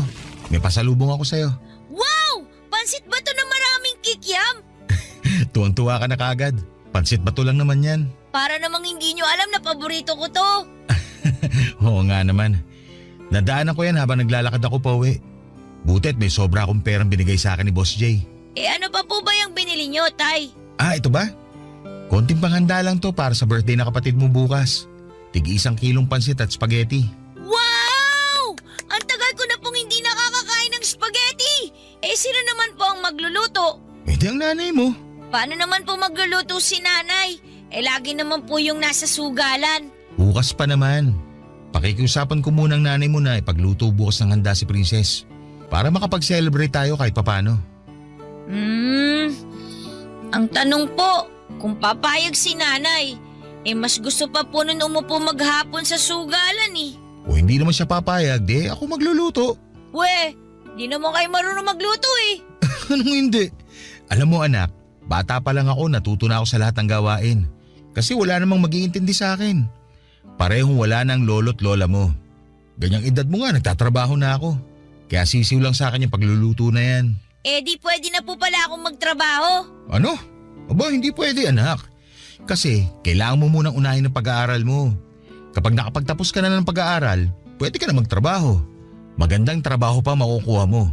Pero sa ngayon, kailangan mo munang pagbutihin ng pag-aaral. Para maging maganda ang kinabukasan mo at para hindi ka matulad sa akin. Tignan mo, pag-uuling lang ang trabaho ko. Napakahirap na trabaho pero napakaliit ang sahod. Eh ano naman po kung pag-uuling lang po ang trabaho nyo? Marangal naman po yun, Tay. Marangal, oo. Pero hindi sumasapat sa atin. Kaya magsumikap ka anak. Ayokong matulad ang kapalaran mo sa akin. Tay, bata pa po ako, pero alam ko na po ang sakripisyo nyo para sa pamilya natin. Nagpapasalamat nga po ako na ikaw po naging tatay ko eh. Kaya huwag niyo po sana mamalitin ang sarili niyo dahil lang po sa ganyan ng trabaho niyo. Salamat anak. Napakabata mo pa nga pero para ka nang matanda kung mag-isip. Kayong dalawa ng kapatid mo na lang talaga ang pinagkukunan ko ng lakas. Kahit gaano kahirap, kakayanin ko basta para sa inyo. Tama po. Kaya huwag na po kayo malungkot, Tay. Nandito lang naman po ako sa tabi niyo palagi. Maraming salamat anak. Siya nga pala. Kamusta naman ba ang pag-aaral mo? Ano po? Oh, bakit hindi ka makasagot? Hindi na naman po kasi ako nakapasok kanina eh. Ha? Bakit? Ilang beses ka nang absent ah. Baka naman ibagsak ka na ng teacher mo niyan. Wala po kasi akong pamasahe, Tay. Paano wala kang pamasahe? Iniwan ko kaninang umaga sa nanay mo at maaga nga akong umalis. Natutulog ka pa kaya hindi ko na ibigay sa'yo ang baon mo. Makikisabay na nga lang po sana ako kila Mang Jerry. Kaso punong-puno na po yung tricycle niya eh. Hindi naman po ako makapaglakad kasi maulan. Sus Mario Josep, maigi pala sanang ginising na kita kanina. Kaya lang naman ako nag-agap umahon sa bundok kanina kasi umaambon. Mahihirapan ako mag-ahon ng uling pagbasa. Basta ang sabi lang po ni nanay, wala daw po siyang mabibigay na pambaon sa akin. Eh baka po pinangsugal na po ni nanay yung baon ko. Sumusobra na talaga yung nanay nyo. Hindi ko na talaga maasahan pagdating sa pag-aasikaso sa inyo. Yaan nyo na lang po, Tay. Baka mag-away na naman po kayo eh. Hindi anak. Hindi ako nagtatrabaho para mapabayaan ang pag-aaral mo. Kailangan na talaga magtanda niyang nanay mo. Ako na lang po siguro ang tatawag kay nanay. Baka po kasi dun pa kayo mag-away. Pagchichismis na naman po tayo dun sa labasan. Hindi ako na. At baka ikaw mapag-initan ng nanay mo. Tay, wag na po. Hintayin na lang po nating umuwi si nanay. Nagsaing na naman po ako tsaka nagprito na po ako ng tuyo. Ulamin na lang po natin tong pansit bato na dala nyo. Hayaan mo na ako anak. Huwag ka mag-alala. Tatawagin ko lang ang nanay mo. Dito ko na lang siya kakausapin sa bahay. Papadudot pakiramdam ko nga ng mga oras na yon ay sasabog ako sa sobrang galit. Hindi ko na kasi alam kung ano pa ba ang kailangan kong sabihin kay Sally para naman matauhan siya sa mga pinaggagawa niya. Kahit sana hindi na lamang ako ang isipin niya ay ayos lang. Kahit anak na lang namin, na kung iisipin ay nakakaawa kung pati ba naman sila ay hindi rin makapagtatapos ng pag-aaral. Hindi ako nakapag-aral samantalang si Sunny naman ay graduate lamang ng elementary. Ayaw ko na pati ang mga anak namin ay matulad sa amin. Kung kinakailangan nga na igapang ko ang kanilang pag-aaral ay gagawin ko, Papa Dudut. Pero ang hindi ko maintindihan ay kung paanong naaatim ni Sally na hindi isipin ang kapakanan ng mga anak namin. At kung tutuusin nga, dapat ay mas malalim ang ugnayan niya sa mga anak namin dahil siya ang nagluwal sa mga ito at bilang isang ina ay siya dapat ang mas malalim ang koneksyon sa mga bata. Papa Dudut, hindi ko maintindihan kung bakit sa lahat ng ina na kilala ko ay siya ang tila walang pakialam sa magiging kinabukasan ng mga anak niya. Nagpapakahirap ako para sa mga anak ko at hindi naman para sa vision niya. Sa sobrang galit ko nga, Papa Dudut, ay agad ko siyang Love Stories. Barangay Love Stories. Papa Dudut, nang makarating nga ako kung saan nagsusugal si Sally ay dali-dali ko siyang hinablot sa braso at kinaladkad paalis doon. Naalala ko pa nga kung paano niya ako pagmumurahin at paghahampasin noon dahil sa ginawa ko. Habang naglalakad kami pauwi ay nagbabangayan pa kami kaya sigurado akong alam na mga kapitbahay namin na nag-aaway na naman kami. Pero wala na akong pakialam dahil buhay namin yon at hindi naman ako nakikialam sa may buhay ng may buhay. May mga nagsabi na nga sa akin na bakit ko pa raw kasi inaabutan ng pera si Sally gayong napakasugarol nito. Sa totoo lang, Papa Dudut, ay bigyan ko man siya o hindi ng pera ay nakagagawa siya ng paraan para makapagsugal. Nariyang nangungutang siya o kung anuman, kaya madalas ay ako ang sinisingil ng mga napag-utangan niya. Kapag hindi ko naman binayaran ay pareho kaming maipapatawag sa barangay. At nang makauwi nga kami ng bahay ay patuloy pa rin sa pagmumura si Sally. Naabutan ko rin ang panganay kong si Joseph na tila kakatapos lamang paliguan ng kapatid niyang gayong alam naman itong hindi ito pinapaliguan ng hapon dahil baka magkasakit. Habang si Sally naman ay nagdadabog na dumiretso sa aming kwarto, Papa Dudut.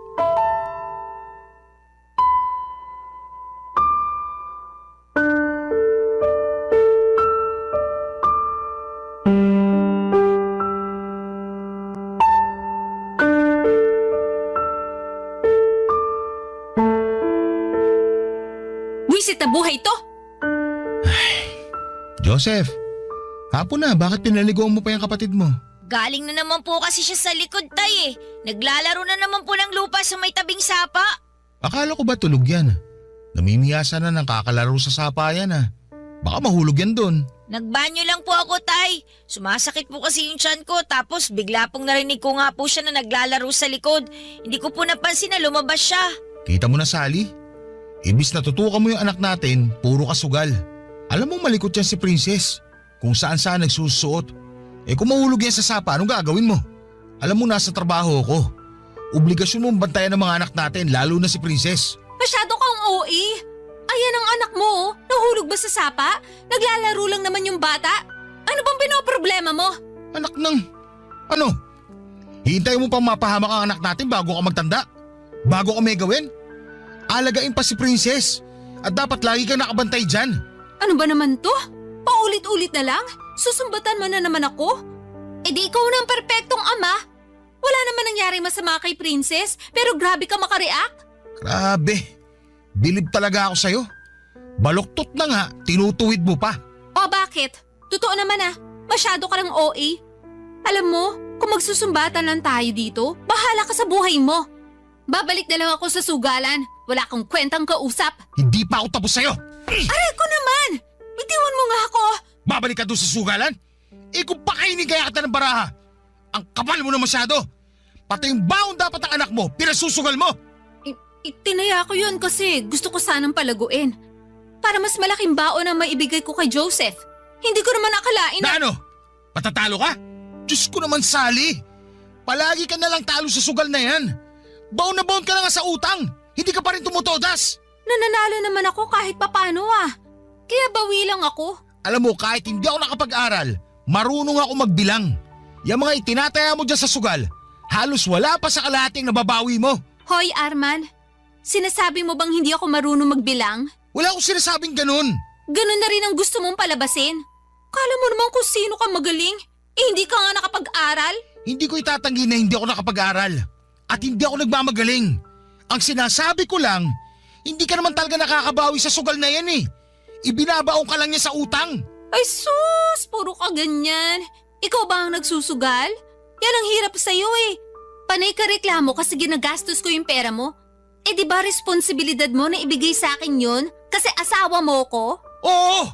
Responsibilidad kita pero hindi ang bisyo mo. Eh kung panay reklamo ka rin lang, edi hiwalayan mo ko. Wala ka rin naman bukang bibig kundi bisyo ko. Natural! Wala ka na sa tama eh. At ayan din ang hirap sa'yo eh. Kapag pinagsasabihan ka, hiwalay ka agad na ipananakot mo sa akin. Nakakasawa ka na kasi. Puro ka sumbat. Wala nang katapusan na sumbat. Araw-araw na lang, Arman. Rinding-rindi na ako sa lintik na boses mo. Sinampal mo ko? Pasensya na. Hindi ko sinasadya. Nabigla lang ako. Nabigla? Nagsawa ka na sa kakatala kaya ngayon naman pinagbubuhatan mo na ako ng kamay?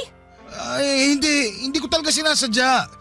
Patawarin mo ako, Sally. Ewan ko sa'yo.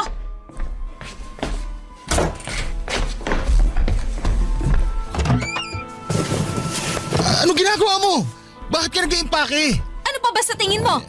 Sally naman. Sawang-sawa na ako sa kakasermon mo sa akin. Kaya para matahimik ka na, aalis na kami dito. Teka lang, nabigla lang talaga ako. Pasensya na. Pakiusap, huwag kayong umalis. Pangako, hindi na mauulit. Hindi na kita pakikialaman sa gusto mo. Huwag mo lang ilayo sa akin ng mga bata. Talaga lang ha? Dami mo pang sinasabi, takot ka naman pala. Ito ang tatandaan mo, Arman. Umayos ka kung ayaw mong hindi mo na makita ang mga anak mo. Huwag mo na akong pakikialaman sa gusto kong gawin. Oo, hindi na. Dapat lang. Kasi simula pa lang, alam mo nang ganito ako. Pero imbis na lumayo ka sa akin, pinili mo pa rin makisama sa akin. Panindigan mo ngayon ang mga desisyon mo.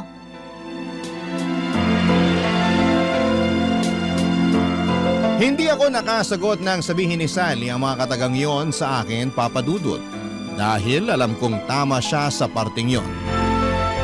Tanga na nga siguro akong may tuturing dahil ako mismo ang pumulot ng bato na ipinukpo ko sa ulo ko. Pero kahit na ganoon ay pinanindigan ko ang pamilyang binuo ko, Papa Dudut. Sa ngalan ng pagmamahal ko sa mga anak ko ay lahat ay titiisin ko. Kahit pa alam ko sa sarili ko na wala na akong pagmamahal para kay Sally. Hindi ko alam, Papa Dudut, kung kailan nawala ang pagmamahal na meron ako para sa kanya. Pero ang importante lamang ay may buong pamilya ang mga anak ko. Hindi na rin po ako umaasa na magbabago pa si Sally dahil kung gusto niyang magbago ay dati pa sana niyang ginawa yon. Sa kabila nga ng matinding galit ko noon, Papa Dudut, ay pinilit kong ikalma ang sarili ko. Alam kong hindi tama ang manakit ng babae. Galit na galit nga ako sa mga lalaking nananakit ng babae, pero ako rin ang gumawa noon. Kinabukasan nga noon ay maaga ako nagpaalam sa amo ko na kung pupwede ay uuwi na ako dahil karawan ng anak ko at pumayag naman siya. 2:00 pa lamang noon ang hapon ay pinayagan na niya akong umuwi. Nag-abot pa nga siya sa akin ng 200 pesos bago ako umuwi. Pandagdag daw sa birthday ng anak ko. Nagpasalamat naman ako sa amo ko dahil malaking bagay na rin yon dahil kahit papaano ay makakabili ako ng juice at mga tinapay man lang para pandagdag sa pansit at spaghetti na lulutuin ko. Nang mga oras nga ring yon ay wala naman si Sally sa bahay at hindi ko naman alam kung nasaan. Malamang ay dumayo na naman ito ng sugal sa kabilang baryo. Wala rin namang problema sa akin kung 3 lamang kami ni na Joseph na magdaos ng birthday ni Princess. Total ay mukhang nakalimutan naman ni Sally ang birthday ng bunso namin. Bago nga ako umuwi noon ay dumaan muna ako sa tindahan para bumili ng 2 balot ng tinapay at 2 pakete ng juice. Sabik na sabik akong umuwi dahil alam kong matutuwa ang mga anak ko sa dagdag na handa namin.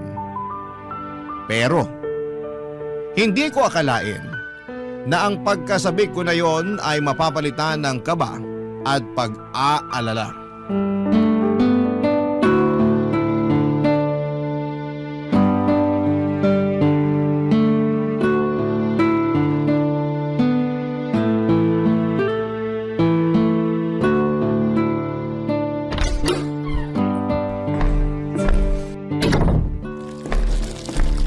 Tay, mano po? Kaawaan ka ng Diyos, anak. Gutom na po ba kayo? Nagsasaing pa lang po ako eh. Hindi pa. Kumain naman ako sa trabaho. Anong oras na? Hindi pa ba kayo kumakain ng tanghalian? Hindi pa nga po eh. Kauwi ko lang din po. Wala rin pong sinaing pagdating ko. Anong oras na? Wala ka bang pasok ng hapon? Wala po tay. May meeting po mga teacher. Ah, ganun ba? May ulam na ba kayo? 30 pesos na lang tong pera ko eh. Ano kayang mabibili nito? Eh di kahit ano na lang po. Chicharon po o kaya itlog po na lang ulit. Eh mantika, meron pa ba? Wala na po eh. Ay, lagayin na lang natin yung itlog. Sakto na kasi tong pera ko para sa 3 itlog eh. Tira na nga lang yan sa 200 na binigay ng boss ko para may pandagdag sa birthday ni Princess. Talaga po? Oo anak, kaya bumili ako ng juice sa tinapay. Wow! Ang dami po palang handa ni Princess! Oo anak, kaya magpakabusog kayo mamaya pagkatapos ko magluto. Pero bumili ka na muna ng itlog para makakain na kayo. Mamaya na lang kayo bumawi ng kain. Sige po! Ay, teka, may mantika nga pala doon sa mga pinamili ko kahapon. Bawasan na lang natin yun, pangprito ng itlog. Okay na po yung nilagang itlog, tay. Sigurado ka? Eh si Princess, baka ayaw niya ng nilagang itlog. Wala naman pong inaayawan si Princess eh. Oo nga pala. Eh, nasa na pala ang kapatid mo? Ba't di man lang ako sinalubong? Ay, hindi ko nga po alam tay eh. Kararating ko lang po galing sa eskwelahan. Hindi ko naman po siya nadatnan dito.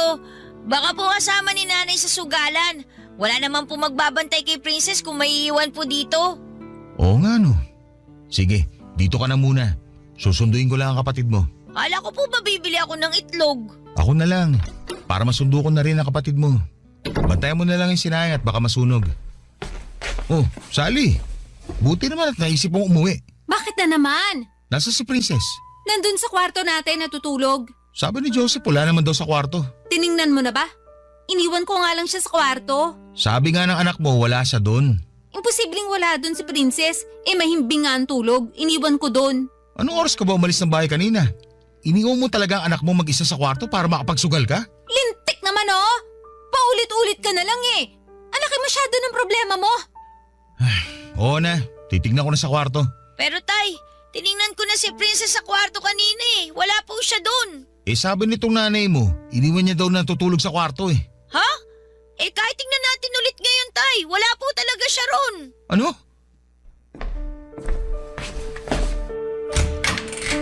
Princess? Joseph!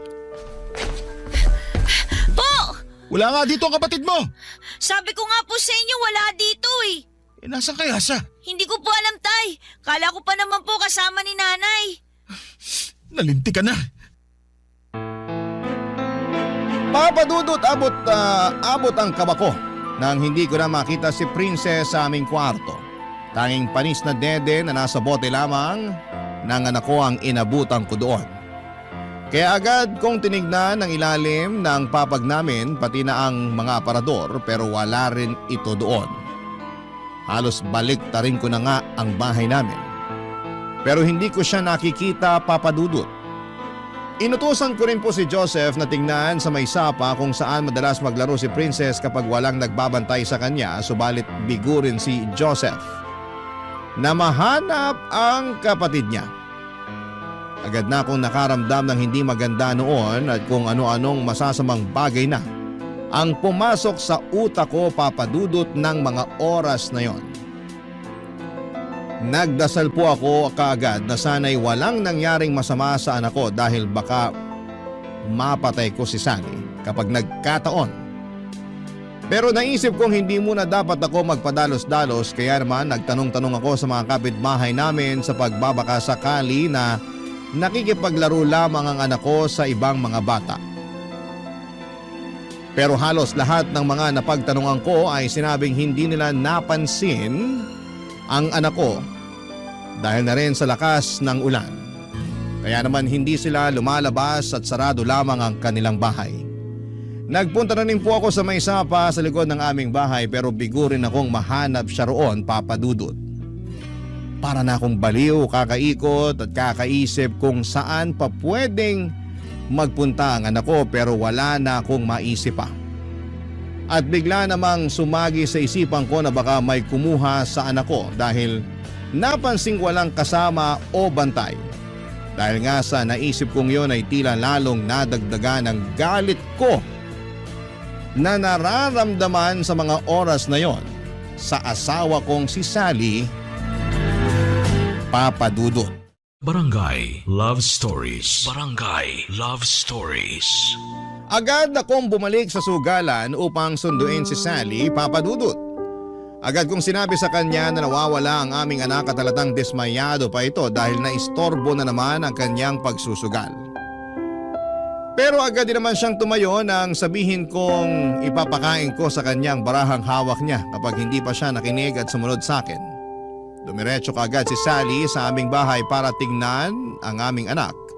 At tumulong na rin po siya sa paghahanap habang nagtanong-tanong pa nga ako sa ibang mga kapitbahay dahil baka napunta lamang sa kanila ang anak ko.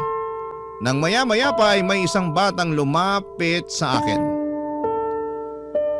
Sa pagkakatanda ko ay madalas po itong naliligo sa sapa na nasa likuran ng bahay namin. Sinabing nakita nga raw niya ang anak ko pero kanina pa raw yon habang naliligo raw siya sa sapa.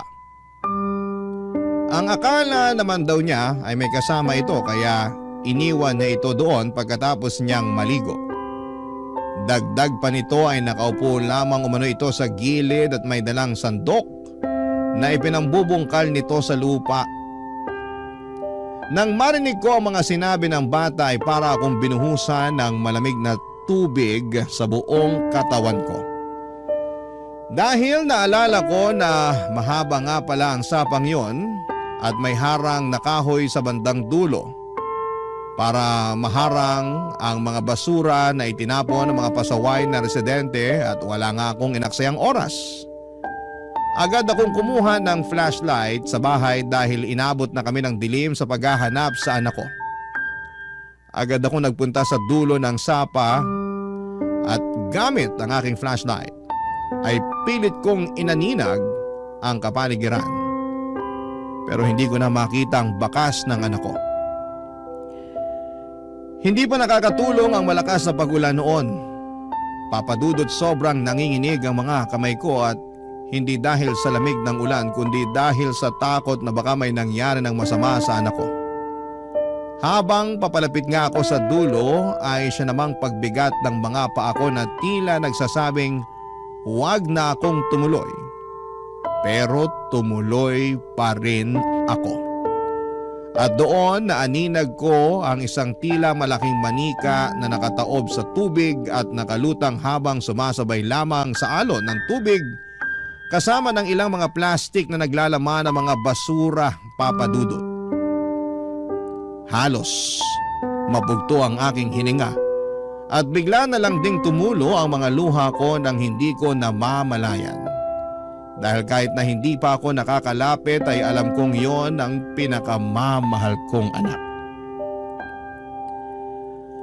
Alam ko dahil suot niya ang paborito niyang damit na ako mismo ang bumili. Napaluhod na lamang ako sa labis na panginginig ng aking tuhod, Papa Dudut. Naghalo-halo na ang pagod at gutom ko at higit sa lahat ay ang napakasakit na pakiramdam sa dibdib ko na tila ba sinasaksak ako ng kutsilyo ng libu-libong beses. Napaisip ako kung gaano kaya katagal tiniis ng anak ko ang paghihirap bago siya tuluyang nalagutan ng hininga.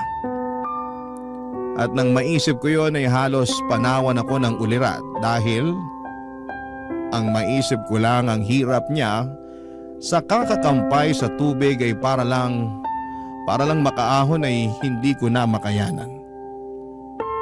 Pinilit ko na lamang na tumayo at agad na lumapit sa kinakaroonan ni Princess.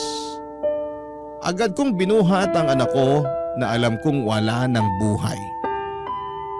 Doon na nga ako napahaguluhol nang mailapag ko na siya sa lupa.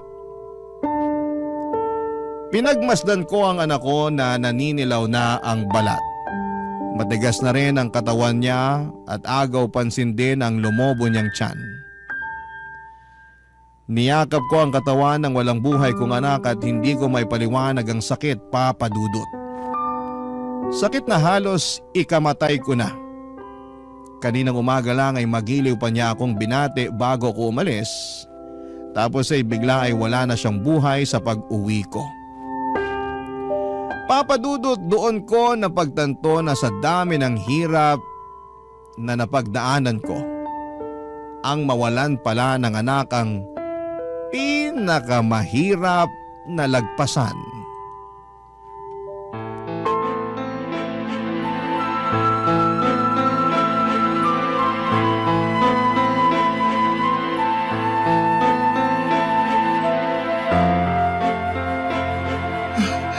Princess!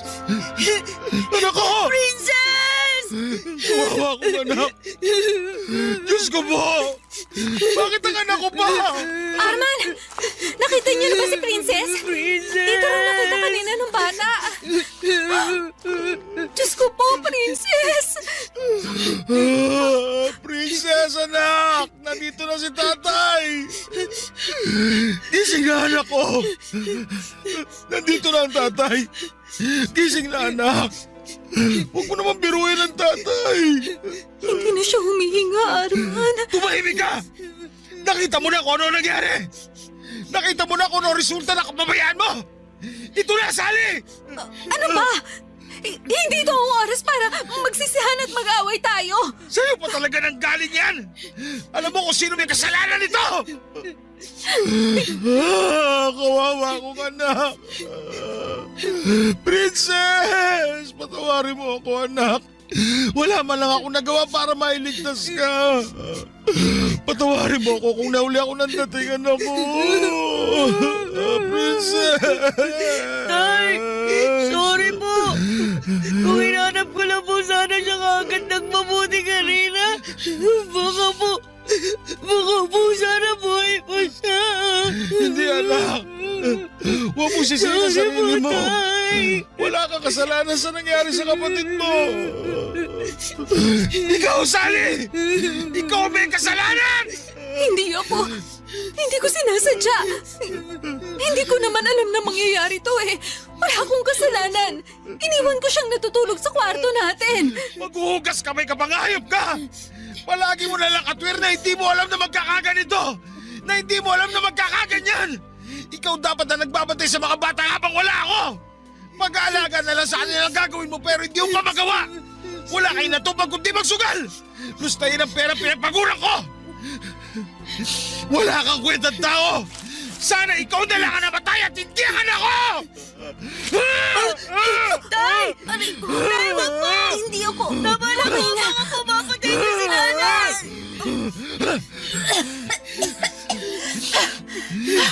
Walang hiya ka, Arman.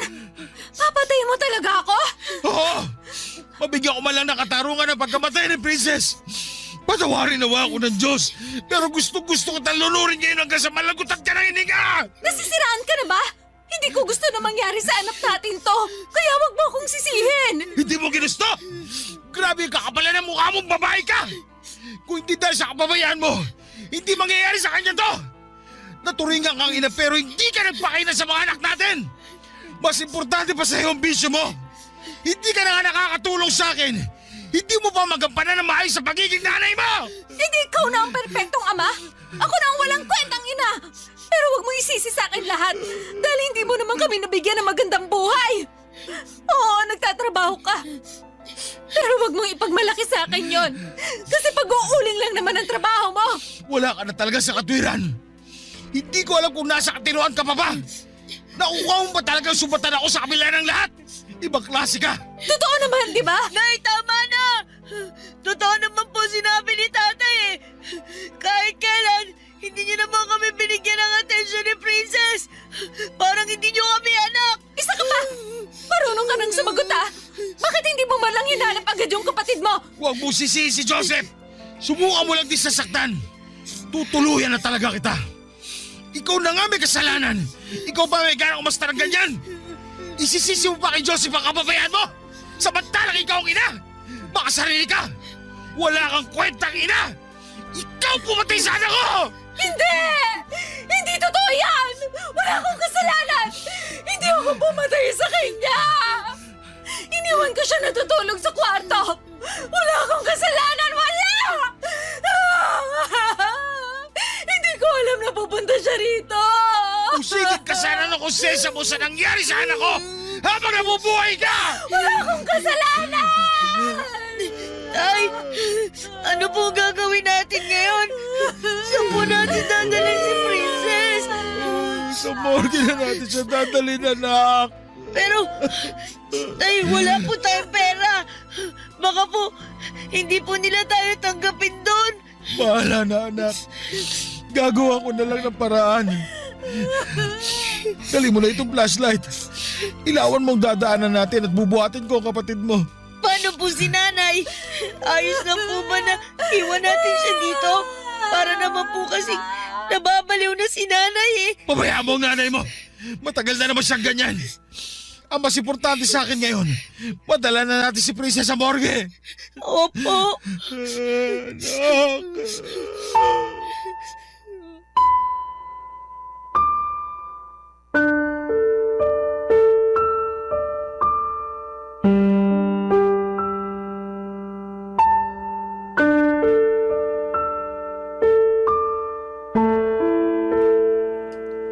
Papadudod sa sobrang galit ko nga ay walang lingon na iniwan na namin ng anak kong si Joseph ang nanay niya sa tabi ng sapa.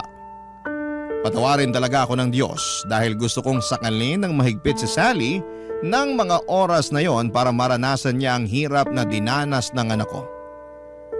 Parang gustong gusto ko siyang patayin dahil sa kapabayaan niya at mas nakakagalit pa na hindi niya matanggap ang pagkakamali niya. Pero laking pasalamat ko nang awatin ako ni Joseph.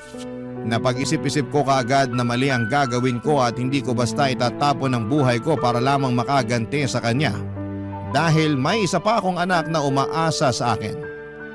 Kaya naman bago pa ako may magawa kay Sally ay binuhat ko na ang walang buhay na katawan ng anak ko.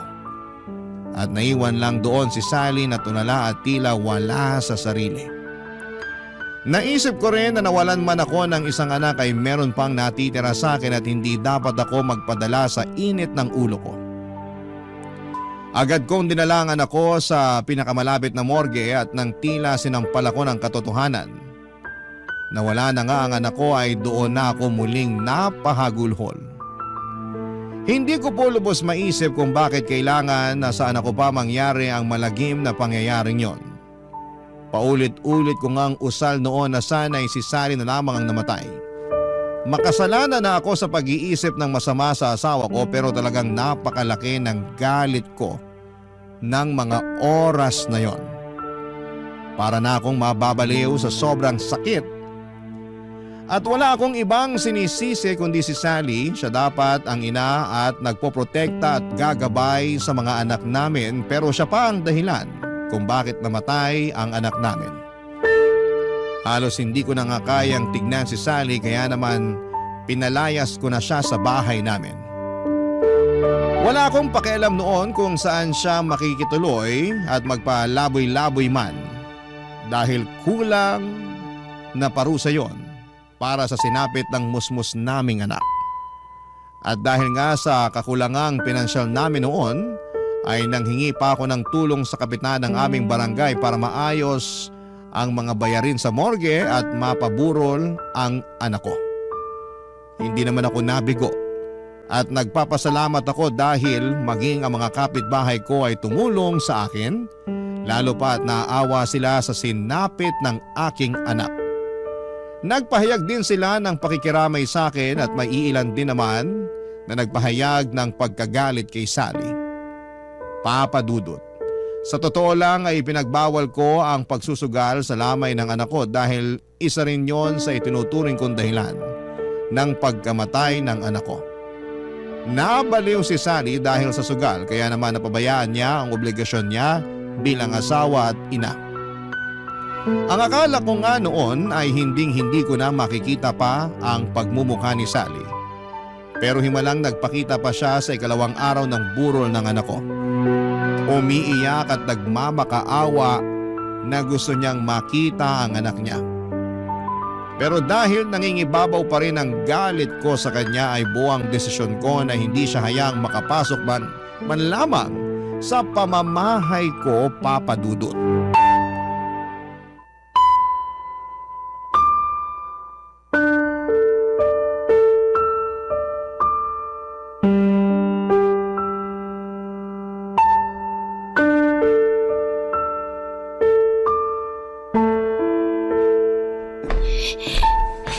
Tay, nasa labas po si nanay. Ano?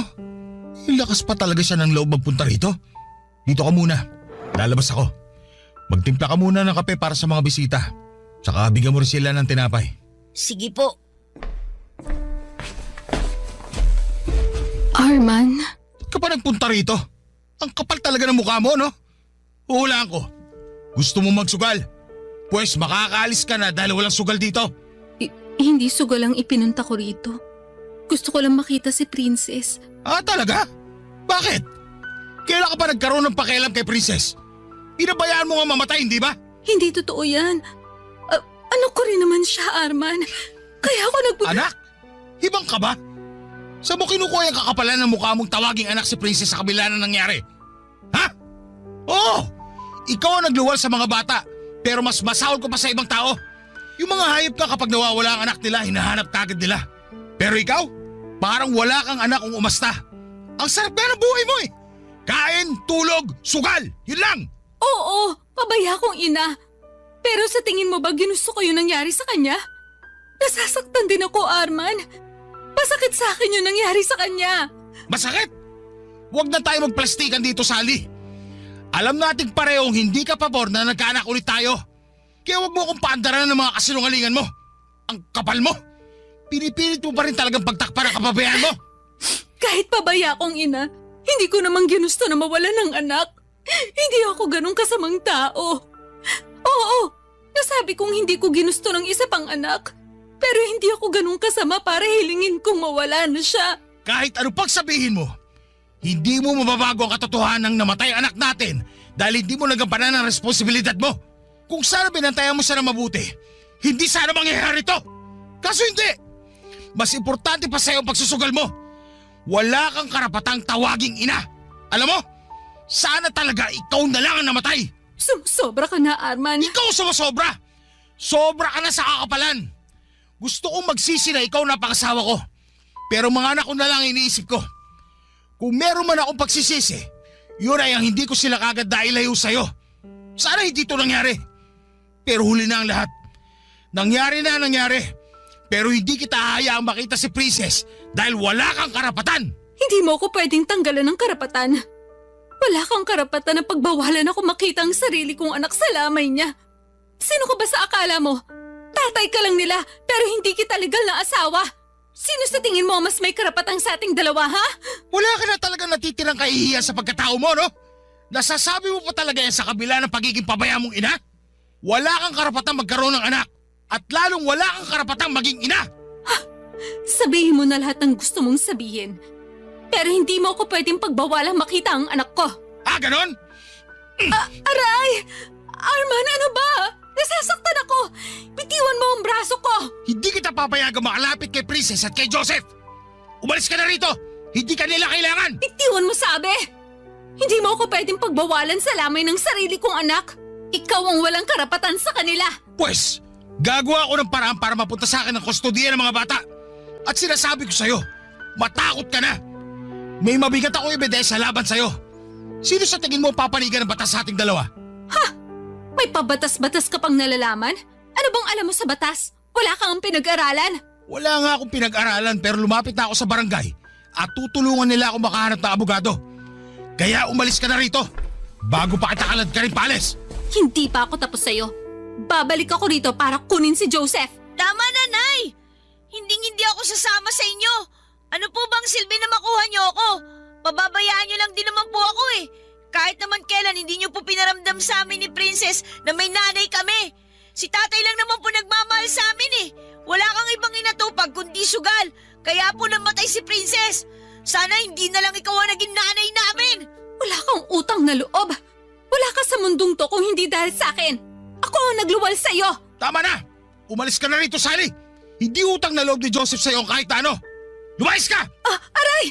Oo na, aalis ako. Hindi mo ako kailangang itulak. Pero babalik ako. Tandaan mo yan. Ayos ka lang, anak. Ayoko po sumama kay nanay. Dito lang po ako sa inyo, tay. Huwag ka mag-alala, anak.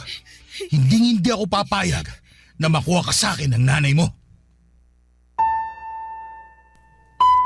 Wala na rin nagawa si Sally, Papa Dudut. Hindi na rin siya nagpumilit na pumasok pa sa loob para makita si Princess, lalo pat alam niyang hindi niya talaga ako matitinag sa pag-iyak-iyak niya.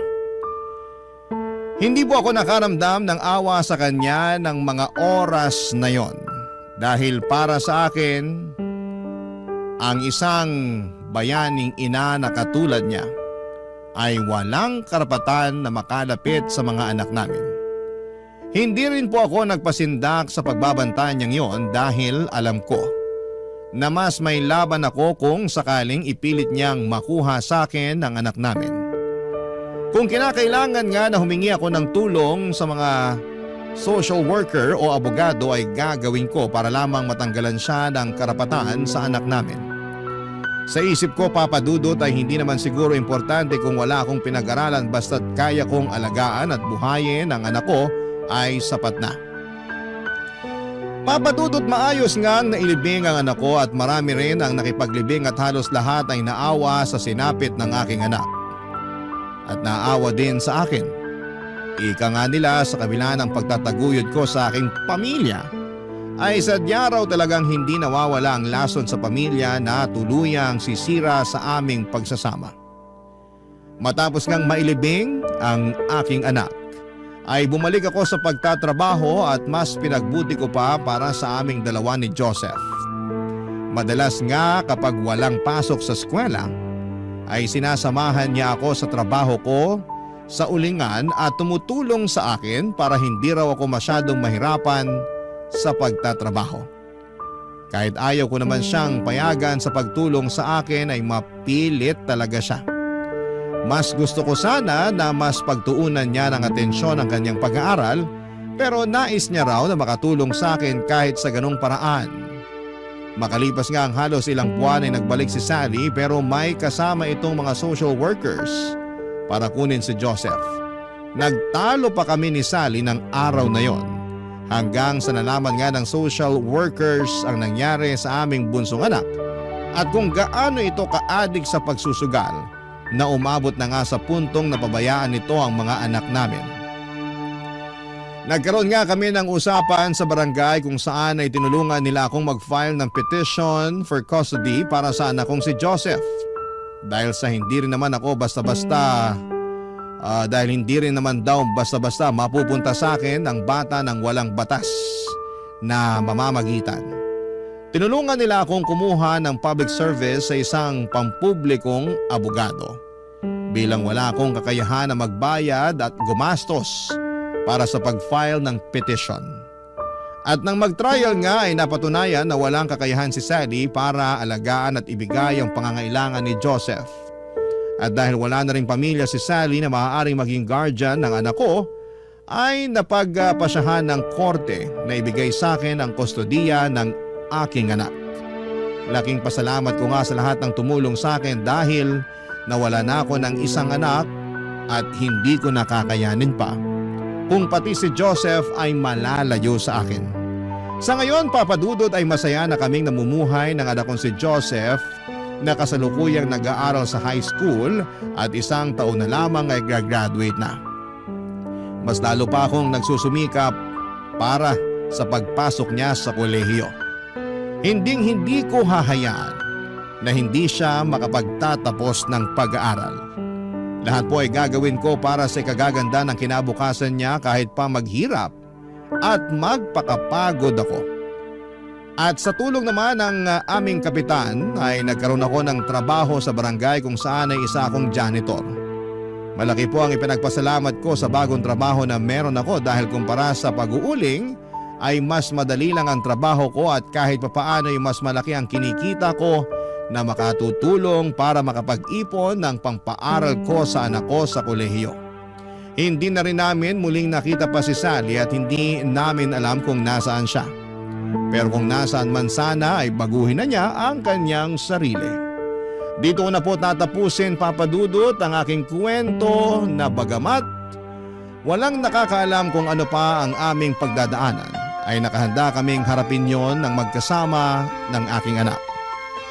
Maraming salamat po sa pagpili ng aking liham, ang inyong kapuso at ka-barangay, Arman. Barangay Love Stories. Barangay Love Stories. Ako, gigil na gigil talaga ako sa nangyayari sa kwento natin. O ikaw, kabarangay, kumukulo rin ba dugo mo? Pwede kang mag-iwan ng comment sa ating comment section. Nagustuhan ng iyong napakinggan? Ituloy yan via live stream sa www.gmanetwork.com/radio.